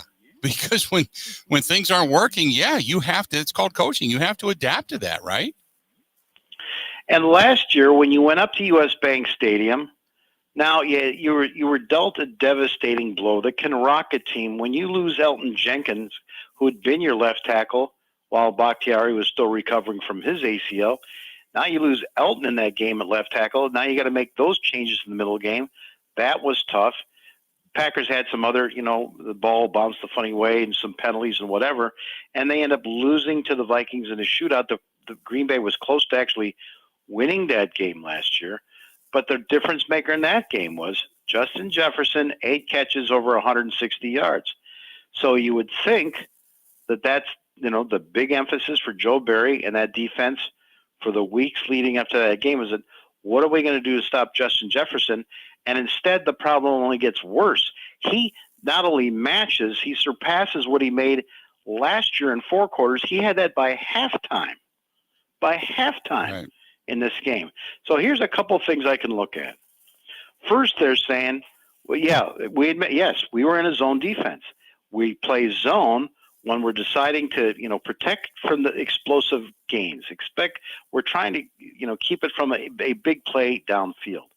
And yet, how can 18 possibly just have his way cutting behind your linebackers and running openly through your secondary as an easy target for Kirk Cousins to hit within 2 seconds? And clearly there was somebody who was constantly making a mistake. One guy out of the secondary who was not picking him when he was crossing from those zones. The next thing that they did was, sure, they'll run one motion, and LaFleur admitted to this yesterday in the press conference. When you've got zone and the opposing team starts running motion, that starts to stress the defense, because the zone is to pretty much to say, we'll lay back and let you guys come off the line, and then we'll cover our zones. When you start motioning guys, that can, put a heavy, that defense, that Joe Barry defense, sees that with Aaron Rodgers and the LaFleur offense every day. But then when they motion two guys, it really stresses it. Here's the other thing. I got a little tip defensively about the Packers, that also how concerned they were about Dalvin Cook. Mm-hmm. Because 2 years ago in Green Bay, their running back single-handedly beat them in a game for over 200 yards. It was 40-mile-an-hour winds that day. And Mike Zimmer and his guys actually came in and won the game because they had a great running game that day. So if you look at the way the Packers are lined up, and Quay Walker, they got two inside linebackers in there. They're putting on their stop-the-run front. And you watch the film, and you see Kenny, and you see Dean Lowry, and you see Reed. These guys, they're not going after Cousins. They're just filling the gaps because they're waiting for Cook to come out. Right. So what does Kevin O'Connell do? He throws the ball. Some of these biggest plays that for Cousins to Justin Jefferson, let's see, 2nd and 5, shotgun formation, pass to Jefferson, good for 22 yards in the first quarter. Right. 2nd and 4, you'd think you'd be running the football there. No, it's a short pass, that little screen to C.J. Ham. He looked pretty good, right? Mm-hmm. Get you a first down. Right. 1st and 10 from the Minnesota 23, and Cousins steps up in the pocket, and there's Jefferson running free through the middle of the field, right, untouched. Nobody covering him. Savage chasing after him. He picks up 64 yards. 1st and 10 from the 36. Deep pass to Jefferson for 36 yards, and he gets. So in other words, the linebackers, the secondary, they're all trying to play the run. And when they go pass, they've got to make that transition to say, "Oh, okay, we're not working on the box. We got to drop back because here comes 18." None of those guys were doing that.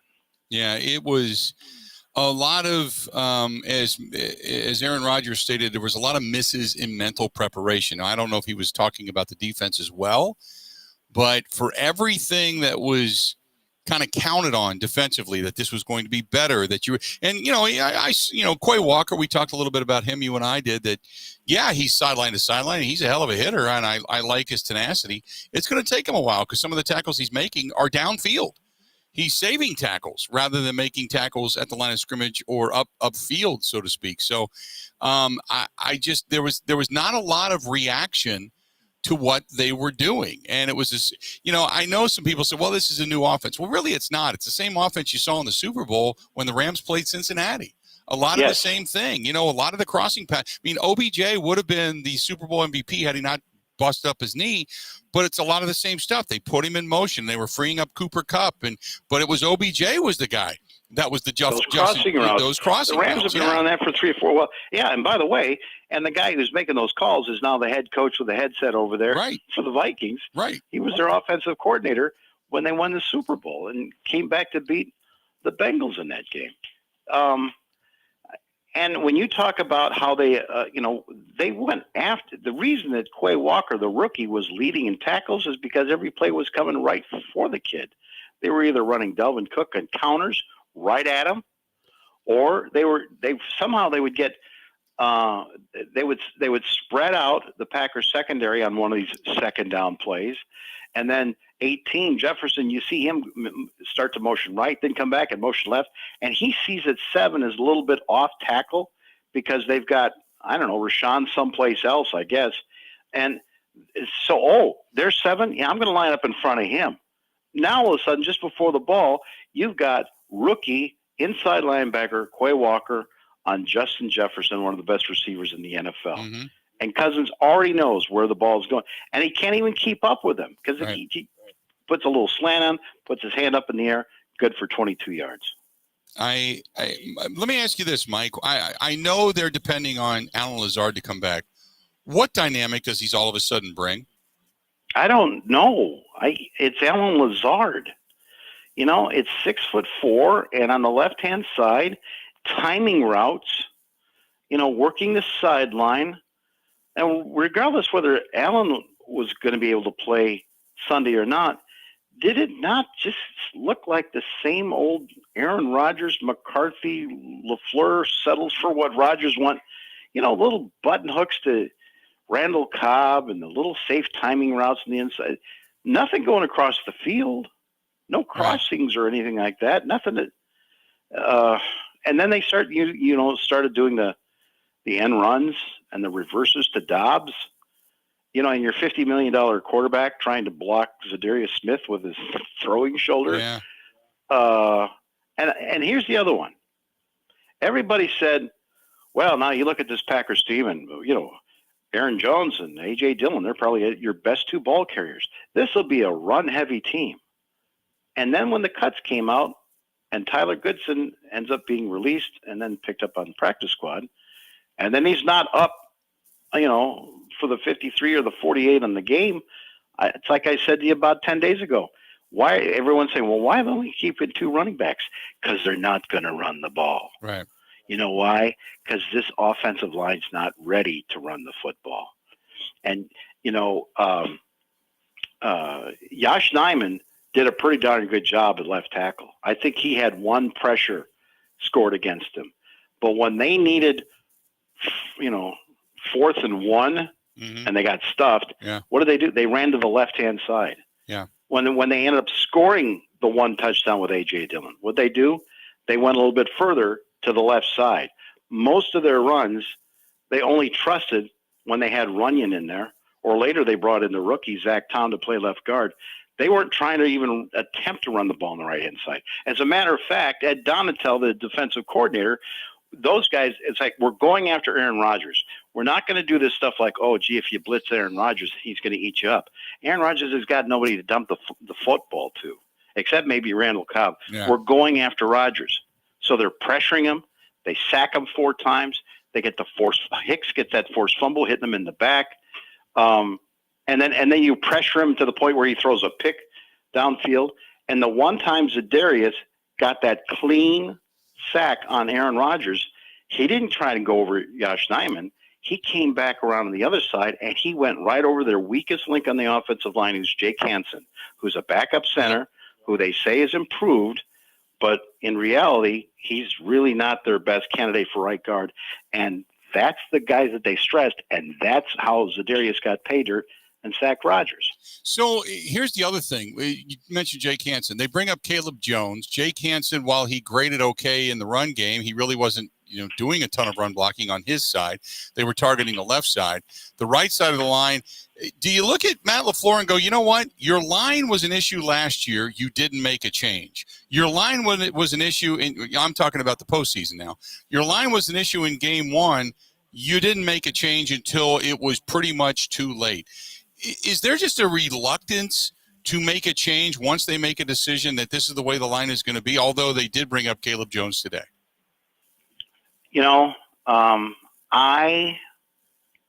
I told you the one, I always look for that one guy who's breaking through. And to me, just even 1 week in the training camp, I couldn't get over how good the footwork was on this Zach Tom kid, number 50.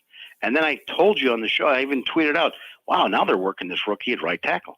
Now they're working him at left tackle. And it's training camp. They're experimenting. They're trying stuff. But there was one little time where Adam Stanovich kind of blurped out, and we were talking about who's looked good in camp so far after the first 3 or 4 weeks. And when he got to about the 6th or 7th guy, he said, in that course, we got Zach Tom, if he's not a starter. So they're having that discussion. Right. Maybe they make some changes in offensive line after what they saw Sunday. Maybe they actually put that rookie in there and find him a home because he's better than some of these guys have been in there for 2 or 3 years. You talk about, the changes that they're making too. So here who's inactive, you can find out who's at the end of the roster. Lazard hurt, right? Right. And then Bakhtiari with the ACL, and Jenkins ACL. The other guys that they rested were Jonathan Ford, the 7th round pick at defensive line, but they're very healthy. Samari Torre, the guy who made the cut, but he's like the 6th or 7th receiver. Tariq Carpenter, I told you I thought he was kind of on the bubble. Didn't have a very good camp. He's a backup safety and a special teams guy. But that's what was at the back of the line in terms of the guys that they had inactive for the game the other day. On Shamar Jean Charles, too, who's like a late round pick from a year or so ago at safety. I think they're going to have to rethink who they're using on that offensive line, because I don't think that Jenkins or Bakhtiari are going to be ready for this one either. Even Elton Jenkins just kind of mumbled off to the side, this is going to take time. Yeah. And not until you hear us saying those guys practice for the last 2-3 weeks, Wednesday, Thursday, Friday, full participation, does anybody start thinking that those guys are going to be a part of this offensive line? Do you, real quick, Mike, last question. So what changes, if any, do they have to make, knowing that your next opponent is the Chicago Bears? Don't get me wrong, the Bears get a win in a downpour, very inclement conditions. But you've got your next toughest game really is Tampa Bay, and you've got an easier schedule early on. So how much do they make changes? Or do you just stay status quo and just say, we're going to let the process play out, and we're going to just begin to trust these guys, let them get their feel, let them get their feet under them, and then just, knock on wood, hope for the best? When the players first reported, Bill, in April and May, there was a guy, I had not seen this going on 4 years now with Matt LaFleur. There was a guy where LaFleur came into the locker room a couple of times, ran up to this young man at his locker and talked to him like, okay, remember we were talking about this at practice? And I'd never seen the one-on-one private consultations.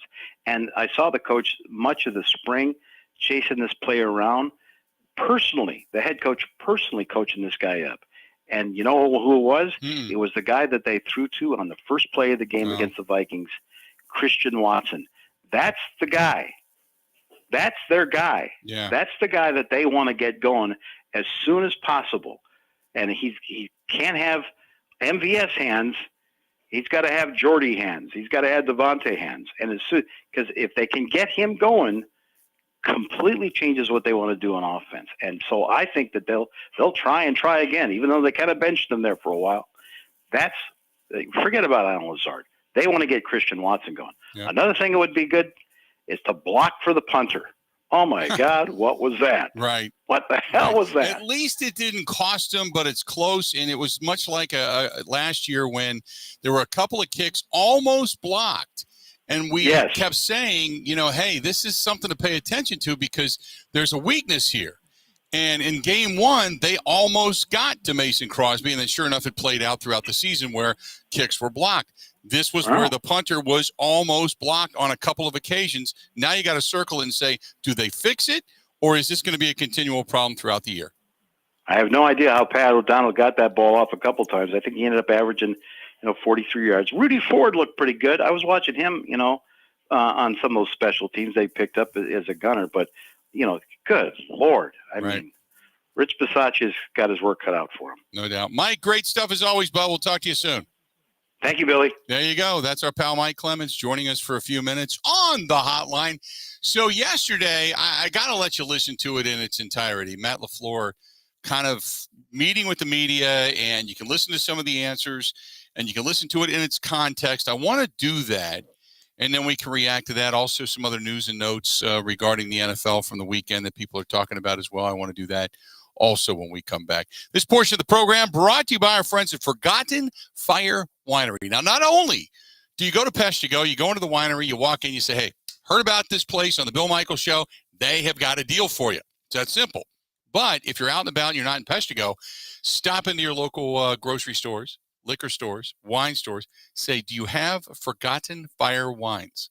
Whether it's the Merlot, whether it's the Hot Mess, whether it's the Moscatos, Rieslings, Pinot Grigios, they've got a lot of different makes and really good wines. And the one thing about it is that people ask all the time, is it really good? It's like, it's really good, but they just want you to enjoy it. Do you need an award-winning wine? They've got it. They've beaten out Napa Valley. They've got the awards and the gold medals and all that kind of stuff. Go look at their place.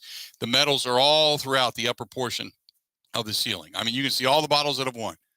That's fine. But they put them kind of up there. They're collecting dust. Who really cares? They just want you to enjoy their wine. That's why they're great people. Forgotten Fire Winery, and they're right here in the state of Wisconsin. It's made by Wisconsinites for us, you and I, to enjoy, to sip on, to drink, to have with dinner, to have with a cigar, whatever it is you want to do, whatever. You get a cheese sandwich. Who the hell cares? You want to put ice in white? Do it. Have at it. That's our friends at Forgotten Fire Winery. Go to forgottenfirewinery.com. That is forgottenfirewinery.com. Ready? This is the Bill Michaels Show on the Wisconsin Sports Zone Radio Network. Are you a gold breaker? Play your favorite games at Potawatomi Sunday afternoons now through September, and you could win your share of $1 million in prizes. Break the code, win the $10,000 top jackpot, and everyone playing slots also wins a prize.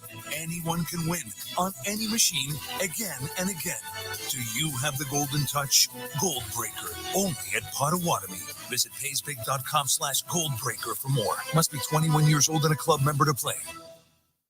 The days are getting shorter, but the racing continues at Road America through the middle of September. For all the information, go to roadamerica.com. That's roadamerica.com.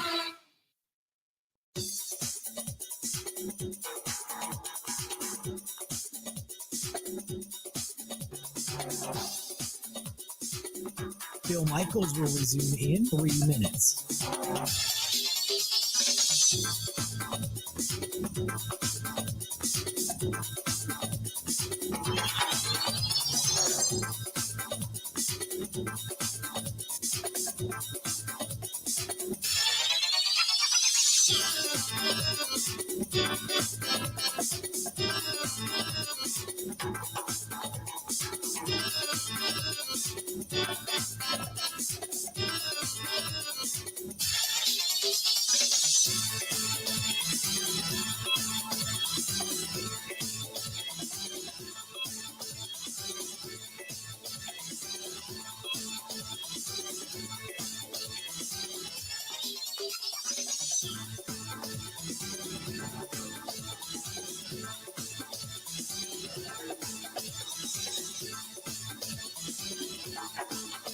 Bill Michaels will resume in 2 minutes.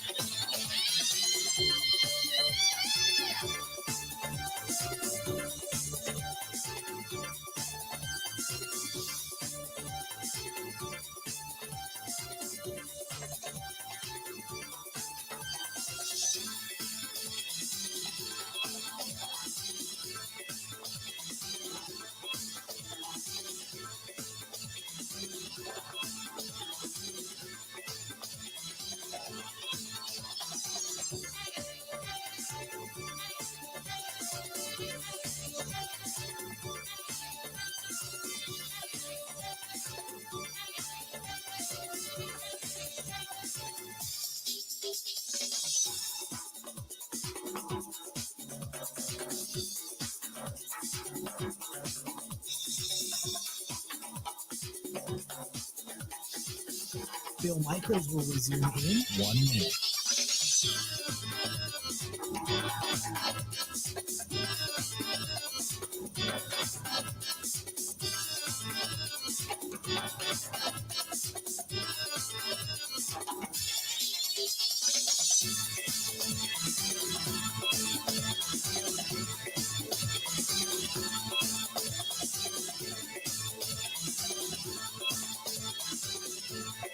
Bill Michaels will resume in 30 seconds.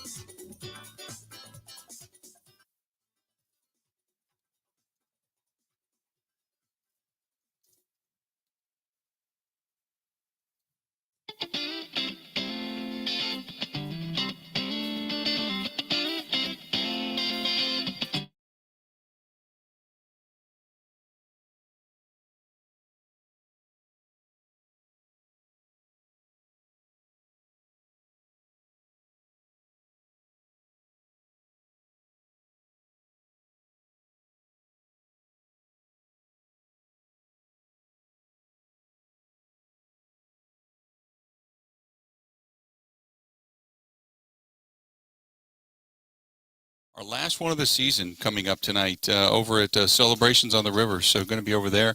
And unfortunately, if you're thinking about it going, oh, I wouldn't mind doing that. And it's a sold out event, which I shouldn't say unfortunately because it's good. But yeah, it's sold out. So tonight we're going to be doing our last cigar dinner over there.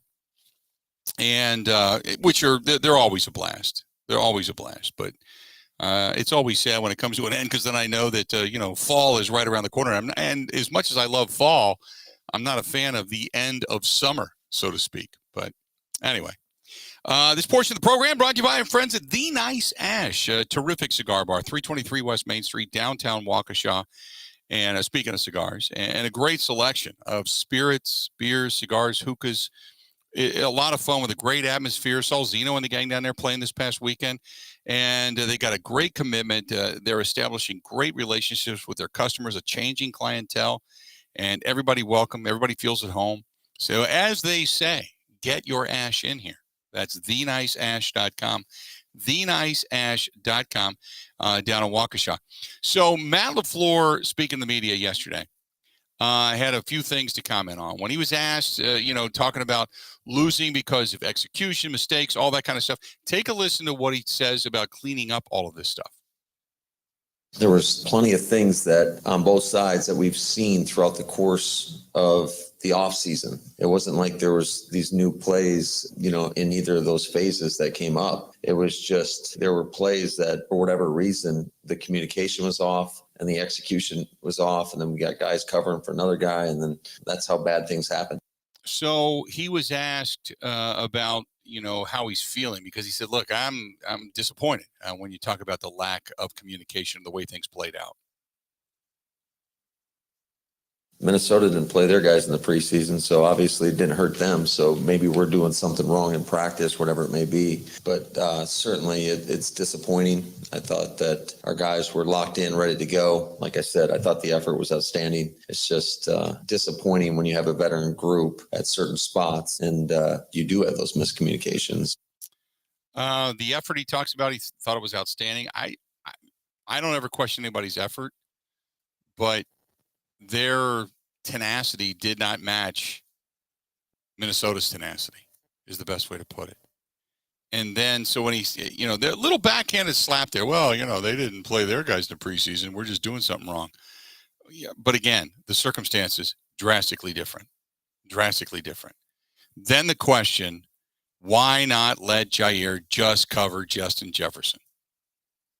Yeah, if you want to change the structure of your defense, you could certainly do that. I think if you watch the game, there were many times throughout the course of that game where it wasn't just a single motion, it was a double motion. So now you're talking about trailing a guy, whatever it may be, but you would have to commit to man coverage. I don't know how else you get it done. I get what he's saying. When he talks about motion, it was double motion. It was two guys moving and changing the structure of his defense. But we know, you go back to the days of a Neon Deion Sanders, a Darrelle Revis, some of the best corners to ever play the game, Ronnie Lott, these safeties, these guys, there was specific guys that they were, that's your guy, your glue, stick to that guy. And that's what they do. And so I understand what he's saying. It can change your structure, but I don't think it eliminates your ability to play defense because one man is trying to take another man out as far as being a weapon. So I don't, that's the politically correct answer to give, but I don't necessarily buy it. And he also was asked, if you could do this, say, situationally.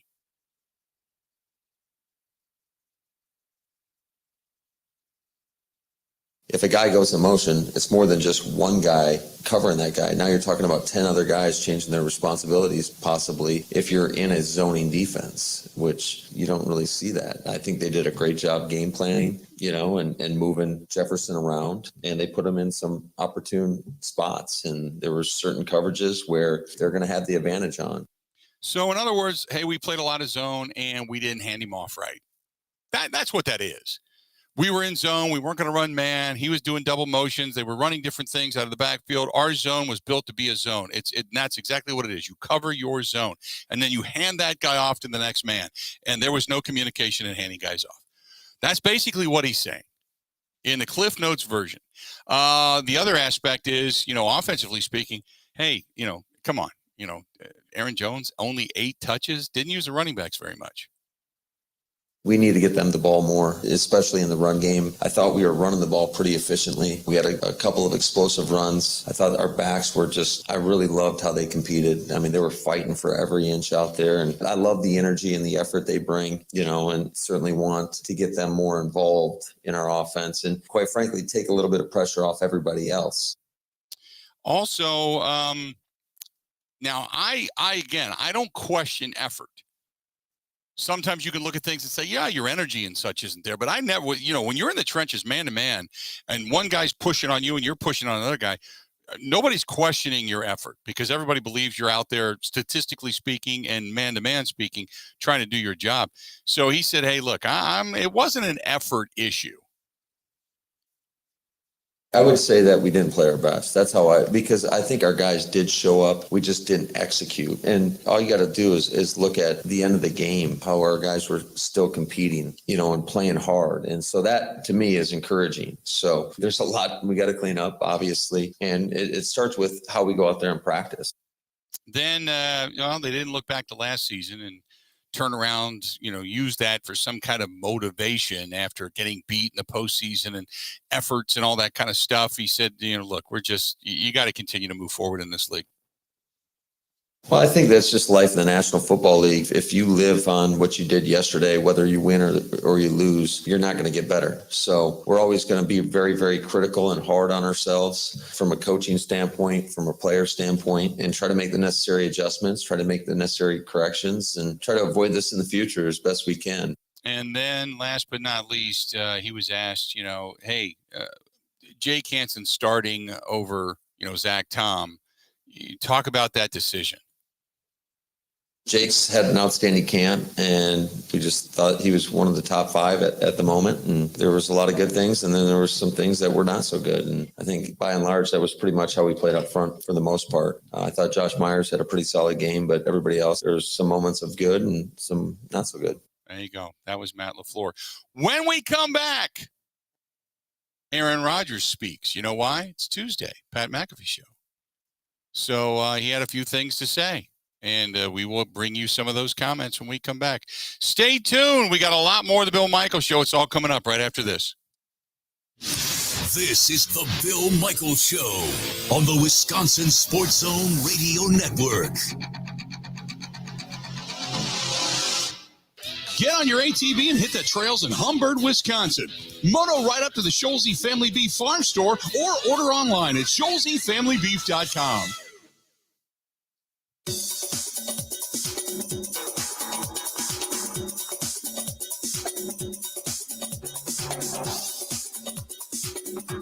Bill Michaels will resume in 5 minutes.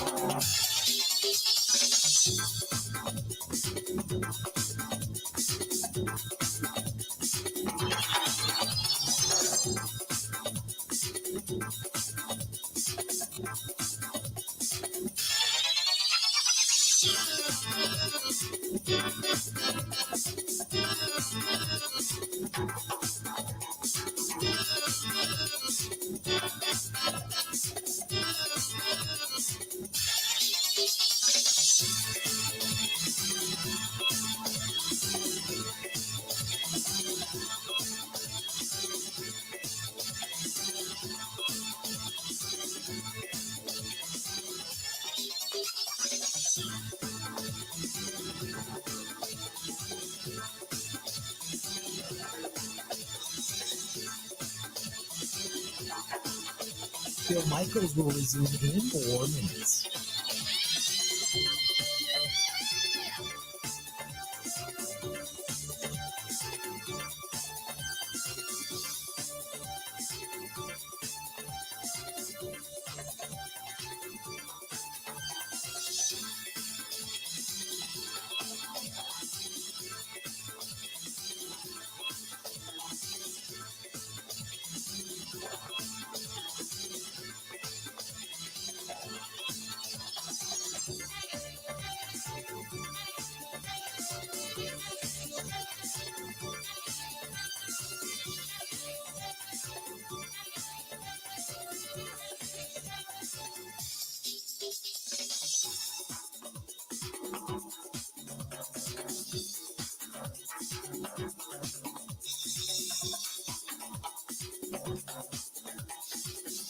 Bill Michaels will resume in 3 minutes.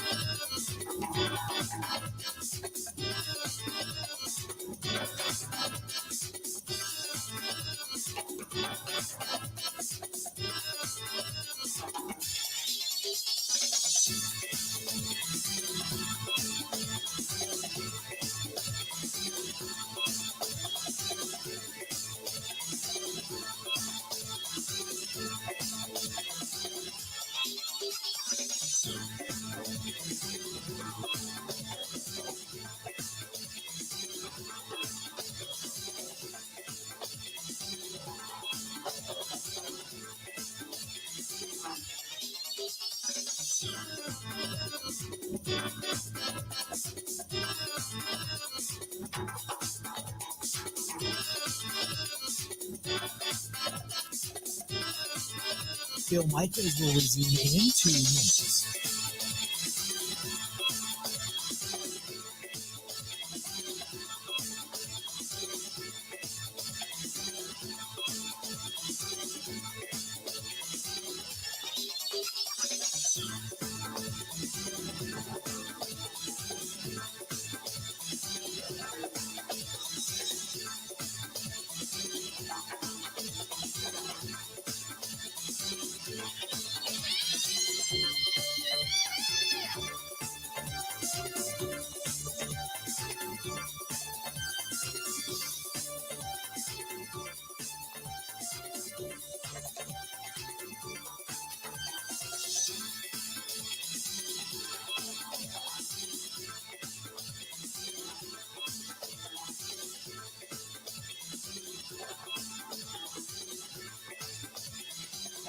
Bill Michaels will resume in 1 minute.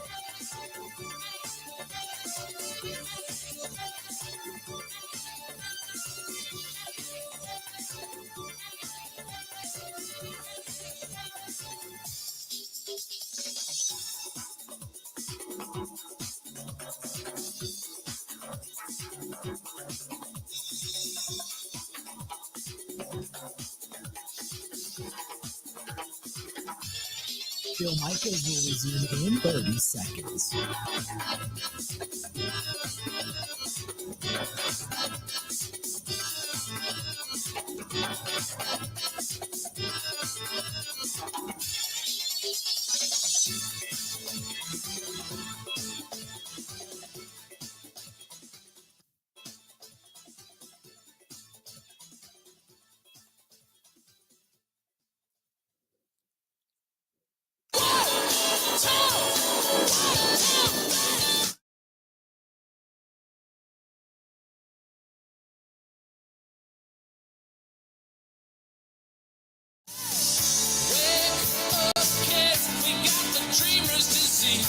Love me some Better Than Ezra. Good stuff. We're going to hear from Aaron Rodgers on numerous things coming up here momentarily. I want to remind you, don't let the name Milwaukee fool you. Milwaukee Bedbug Pros, they've been doing it with bed bugs, ants, roaches, all that kind of stuff for a long, long time. And if you own, well, if you're a homeowner and you want to either, one, eradicate, or two, be preventative, it's safe and effective. They have thermal care, chemical options. They treat not just the bugs, but the eggs as well. And they're very discreet about it. They have customized solutions, as they say, for your situation and your budget. But if you own a home, you get it. If you own a townhome and there's people next to you, might want to do that. Multi-unit apartment buildings, condos, dorm rooms, hotels, motels, resorts, medical facilities, daycare facilities. If you own one, you rent one, you use one, you know you should be giving these guys a call. Call Michael over there, 414-877-5811, 414-877-5811, all over. Give them a shout again, or just check them out, MilwaukeeBedbugPros.com. That is MilwaukeeBedbugPros.com. So, Aaron Rodgers on the Pat McAfee Show talked about the Minnesota defense and also talks about that Christian Watson drop. Listen to this conversation. Obviously, with Z and Hunter, you only got two premier pass rushers, and they got some good push up the middle. They played some different coverages in the back end. Harrison was really flying around on my eyes, and there were some things we just didn't expect. Leverages mostly, I think, on the slot for a lot of different plays. There were some guys, left open at times that we got to. Some we couldn't get to. Comes to the pressure. But overall, they played pretty solid. They didn't bring a lot of pressure. They, I think, pressured, maybe 2 or 3 times the entire game. So they played a lot of shell coverage, a little bit of one high here and there sprinkle in, but a lot of quarter, half stuff and stuff that we expected to see. We've seen it from our own defense in practice. But when you got a good pass rush and you can cover on the back end, that's a good recipe for shutting the team down. So, excuse me, he goes through a lot there. But some stuff they knew was coming. Other stuff didn't expect certain things. Out of that defense. He does talk about Justin Jefferson just going off. Take a listen. I'll tell you what I told Justin after the game. I said he was the best player on the field. And I meant it. I didn't say that tongue in cheek. I've been a fan of his since I watched him in college, and he's a dynamic player who is an excellent route runner. I'm sure, as any good player should do and would do, he's probably watched the best his position over the last couple of years, and that would be probably Devontae Adams. Hell yeah. Because a lot of his release stuff looks pretty similar to 17. And, he was the difference maker, I think, for the entire game. Kirk's very steady at quarterback and did a nice job, looked like getting him in the right stuff and making the plays that were there to make. But Justin obviously was a difference in the game. Yeah, Justin Jefferson by far was the best player on the field. Now, was he aided by miscommunication and some lack of coverage? Yeah, probably. I could probably go in that direction. But I would agree with Aaron Rodgers in that sense that, even though you take a guy like Kirk Cousins, who had damn near a 120 quarterback rating, a couple of touchdowns, no picks, only sacked one time. He had an incredible game as well. But yeah, I would agree. Justin Jefferson is the man. Then he does touch on Christian Watson in that, first play from scrimmage drop. Yeah, there's not much to say to Christian after that one. That was obviously, a great route by him. And I was teasing Pat P after the game how we got him on the first play, and he said I wasn't quite warmed up yet. I like the call. We talked about it basically from Thursday on, starting the game with that play, and I, in so many words, unless the coverage was something else, I expected the ball to go to Christian, and so we talked about that and the type of route he wanted to run, and the fact that he could score on his first play as a Packer. So there's a lot of things that kind of lined up there really nice. But look, there's not much to say there. Drops are going to happen. They suck more when it's one that would have been a walk-in touchdown. But the ones that are most frustrating are the mental mistakes, and we made way too many of those on Sunday, and that's what we got to clean up. There's going to be drops. You hope not for a touchdown again, or at least not a bomb touchdown. But it's the mental mistakes we really got to clear up. There was a lot from a lot of people. So, he doesn't sound like, I'm pissed. Or, I'm not throwing to him again. I don't trust him. He just said, look, that's going to happen.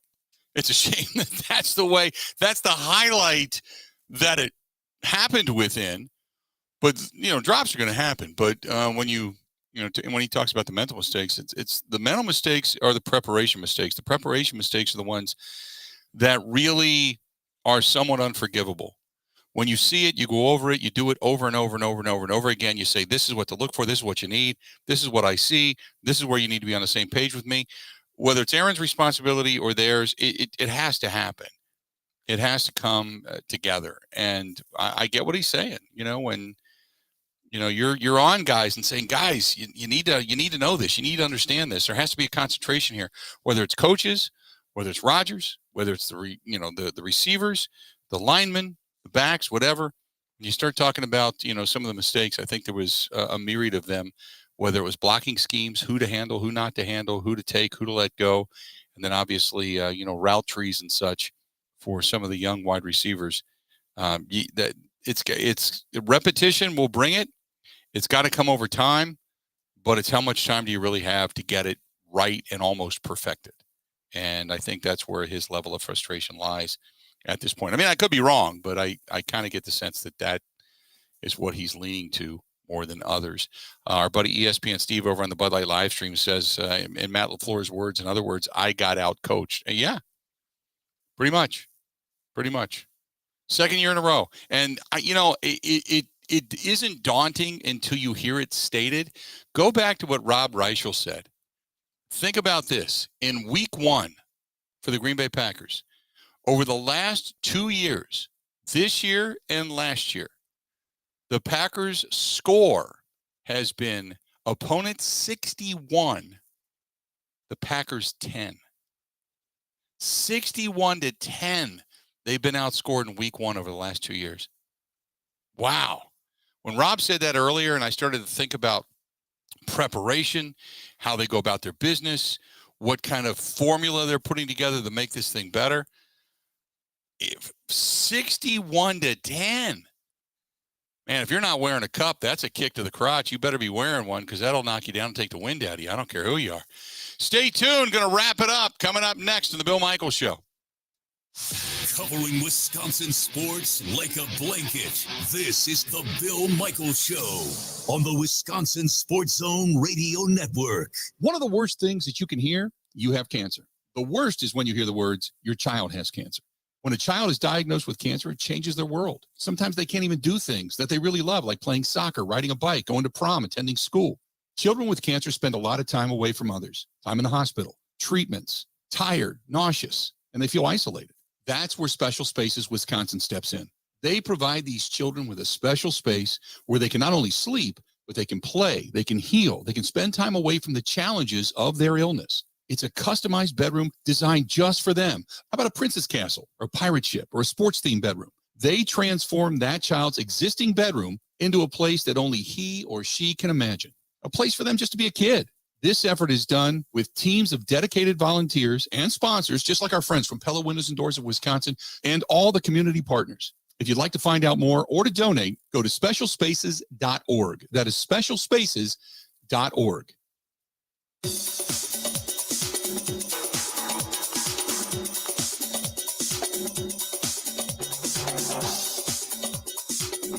Bill Michaels will resume in 3 minutes.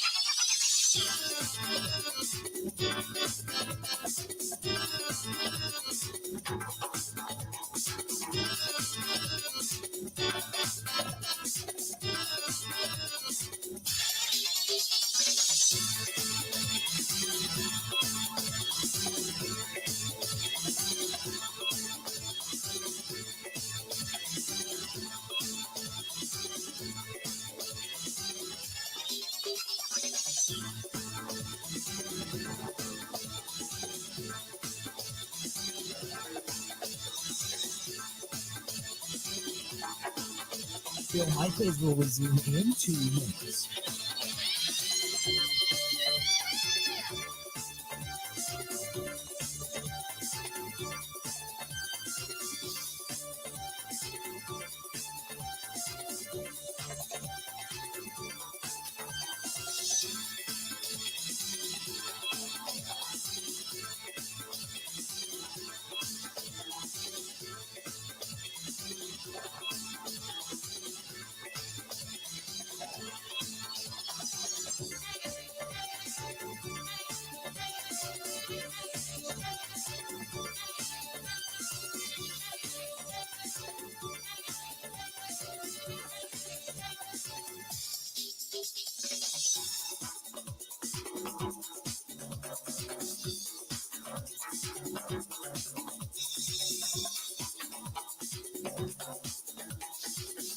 Bill Michaels will resume in 1 minute.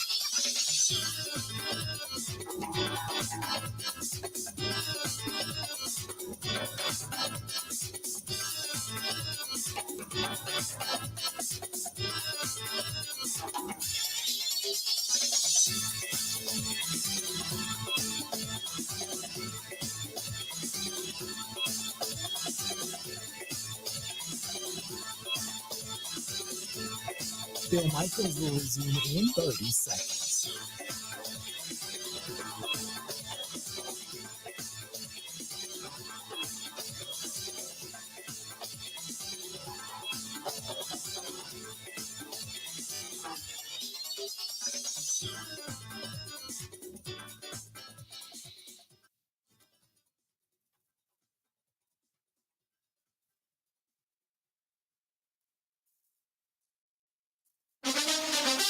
Now, here's Mike Clemens. The Packers review the film of their 23-7 loss to the Vikings. Was Minnesota able to dominate the Packers offense with those 4 quarterback sacks, a forced fumble, and an interception? Packers rookie receiver Romeo Doubs.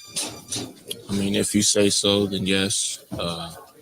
Again, we was just trying to figure out ways to bounce back and just be able to, be the dynamic offense that we are. But, some things just won't go the way how you expect them. So it's just, again, that's the point of progression on my end, and just being a player, being a person, and just stacking days moving forward. Dobbs actually led the Packers receivers with 4 catches for 37 yards and was asked what was the message after the game from the coaches and the veteran players. The biggest message we got from this was just, we got 17 weeks of football.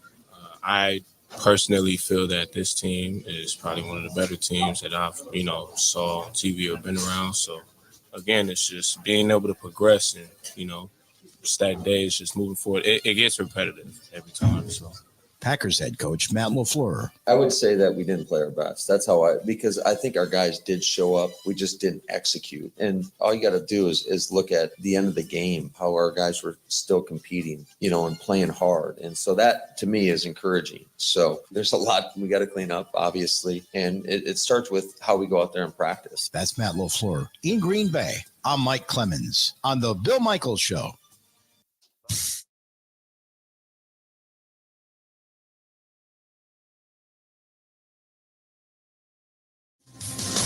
Just a reminder, our guy Mike Clemens brought to you by the Bay Motel in Green Bay. Quiet, cozy, comfortable. The Bay Motel in Green Bay. Great for a family stay.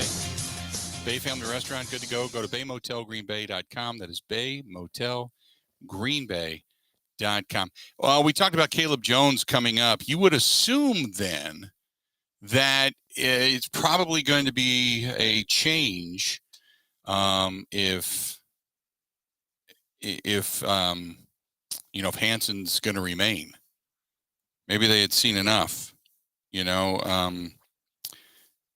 bring up Caleb Jones, probably Royce Newman then replaces Jake Hansen, and Hansen finds himself on the way out, or gets cut and then comes back to the practice squad or something to that effect. But it's Caleb Jones somebody's got to make room for him. He's coming up for a reason. And I think, and Caleb Jones, I think, earned it. To be quite honest with you, I think he earned it. So, hey, speaking of earning it, Ben's going to be earning it the remainder of the week. Ben, what do you got coming up the rest of the week? Because I'm going to be gone, and I'm not going to be back until Sunday for the Green and Gold postgame show. Oh, it's me and Grant Bills. I feel like has become the best reliever out of the bullpen if Craig Counsell isn't managing the baseball team. So it's the high leverage arm coming in Wednesday, Thursday, Friday. So Grant Bills is going to be on with you. So you guys are going to take it from pretty much here.